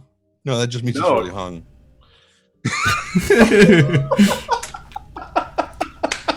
Don't tell me it's not true. You're going to ruin a lot of fantasies I've been having. Oh my God, please. Well, for some odd reason, I got everybody Wang Chung tonight stuck in my head. I don't know why. It's because Gephardt was in the same room as Morrigan dancing to the 80s, right? All night long. We were dancing to All Night Long. Is that an 80s song anyway? I don't think that's an 80s song. Oh, it is. It's Lionel Richie's? Yeah? Yeah. 80s for you? Okay. Yes. It might be. wait, Lionel Richie, which one? All Night Long? I could have sworn it was released. All night long. You can always sing Dancing on the Ceiling with Reverse Gravity and Xanadu. That would be awesome. Oh, yeah. See. Okay. All right. Yeah. There we go. Yeah, Johnny, tell us about yourself or whatever after your sign. Yeah. Sagittarius on the cusp of Scorpio. Video Store Cowboy everywhere except Twitter, where it's Vid Store Cowboy because of the 15 character limit. Stupid fucking Twitter. You can next find me tomorrow on my channel at 2 p.m. as we do the makeup game specifically for the Tuesday crew, the doozies, from 2 p.m. till 5 p.m. Pacific, 5 p.m. to 8 p.m. Eastern, and I believe for Belanda, it is 11 p.m. GMT +1. So it's going to be one of those crazy sort of what is it? What is this shaking thing? We don't talk about European times on Twitch. That's But they're caught up with it, right? You don't want to give them too much attention or they'll start to feel entitled. They're on the morning of day 3, I believe. Shut up. No, they are in the evening of day 3. Okay, yeah. Yeah, but so you can see that tomorrow over on my channel at 2 p.m. And then we will be going over to watch the crazy premiere. We'll be an hour late, but we'll watch the crazy premiere over on Metamancer's channel. So I'm looking forward to it. I'm really curious to find out actually if McLoken is playing Stallone Judge Dredd or Carl Urban Judge Dredd, because they are two very distinctly different characters. A bit, yeah. Yeah, the Carl Urban, because he's more true to the character than Stallone, who takes off his helmet. He's like, I'm Stallone, look at me. I am You're not going to have your Rob Schneider sidekick? I'm not going to control robotics with noodles, no. Eat recycled food. And my favorite is the ABC drone. Oh, God, I love that thing so much. Oh, All right, and that's me. You're the ABC drone? Okay. All right. Yeah, that's Johnny. Definitely go follow him. 6 and 20 is this crazy thing we do that is run across 3 channels. So if you weren't already aware, this show, being played in City of Mist, is being run on Tuesdays on Video Store Cowboy, on Wednesdays on Unmade Gaming, and on Thursdays right here on NotSoSpeedRuns. And it's a really awesome collaborative thing, so you should definitely go follow both of those people to see the full side of the story, keep up with all that is going on in the 6 and 20 world. Also, if you guys are interested in the game of City of Mist that we are playing here, there's a link in chat or in the description below if you're on YouTube for a discount on the book itself. Use the code 6N20FAN when you buy it from the City of Mist website, and get a discount, support the show. It's a really good deal. There's also a giveaway going on right now where we are giving away a copy of the book itself as well. And you should absolutely get in on that. Completely free, and you can keep entering every single day by tweeting out the same thing. So if you weren't aware of that, just keep tweeting, and just keep tweeting, and keep tweeting, and eventually maybe you'll win. Hopefully. We also have another 6 and 20 show, which is on the YouTube channel for 6 and 20, called Beyond the Mist, where we go into a little bit of more lore about 6 and 20, more about City of Mist as a system, and it is hosted by the wonderful McLoken. The first episode of that is up on the YouTube channel in chat, and other than that, I don't believe I have any other announcements, so I will say that we are ending things off with a raid. And today we are going to send a raid over to a wonderful streamer by the name of Fei Lin. For those of you who are unaware, I am one of the organizers for Twitch NYC, and we are having a meetup tomorrow. So if any of you are in the greater New York City area, as of the time of this recording, tomorrow, March 30th, there's going to be a meetup, and you should absolutely go check it out. Twitch_NYC on Twitter. You know, if you are so inclined, you can go out there and meet me there. I'll be there. I will not be there. I'm in Texas. Are you serious? You're not going to fly out to New York City for me? For me? I'm sorry. I have a Dark Heresy campaign to be in. I guess. The way that the two of you have been talking about those characters, I'm looking forward to it. Affiliates only not. Anyone is welcome, Divarse. I wrote a huge backstory for that character. And also, if you are going to the meetup, do it. And when you see Speedy, hug him, and then hug him tighter, and be like, "This is from McLoken." And then Goose him and say that's from Metamancer. No, that's from Trendane. Oh, sorry. No. All right, I was wrong on both of those.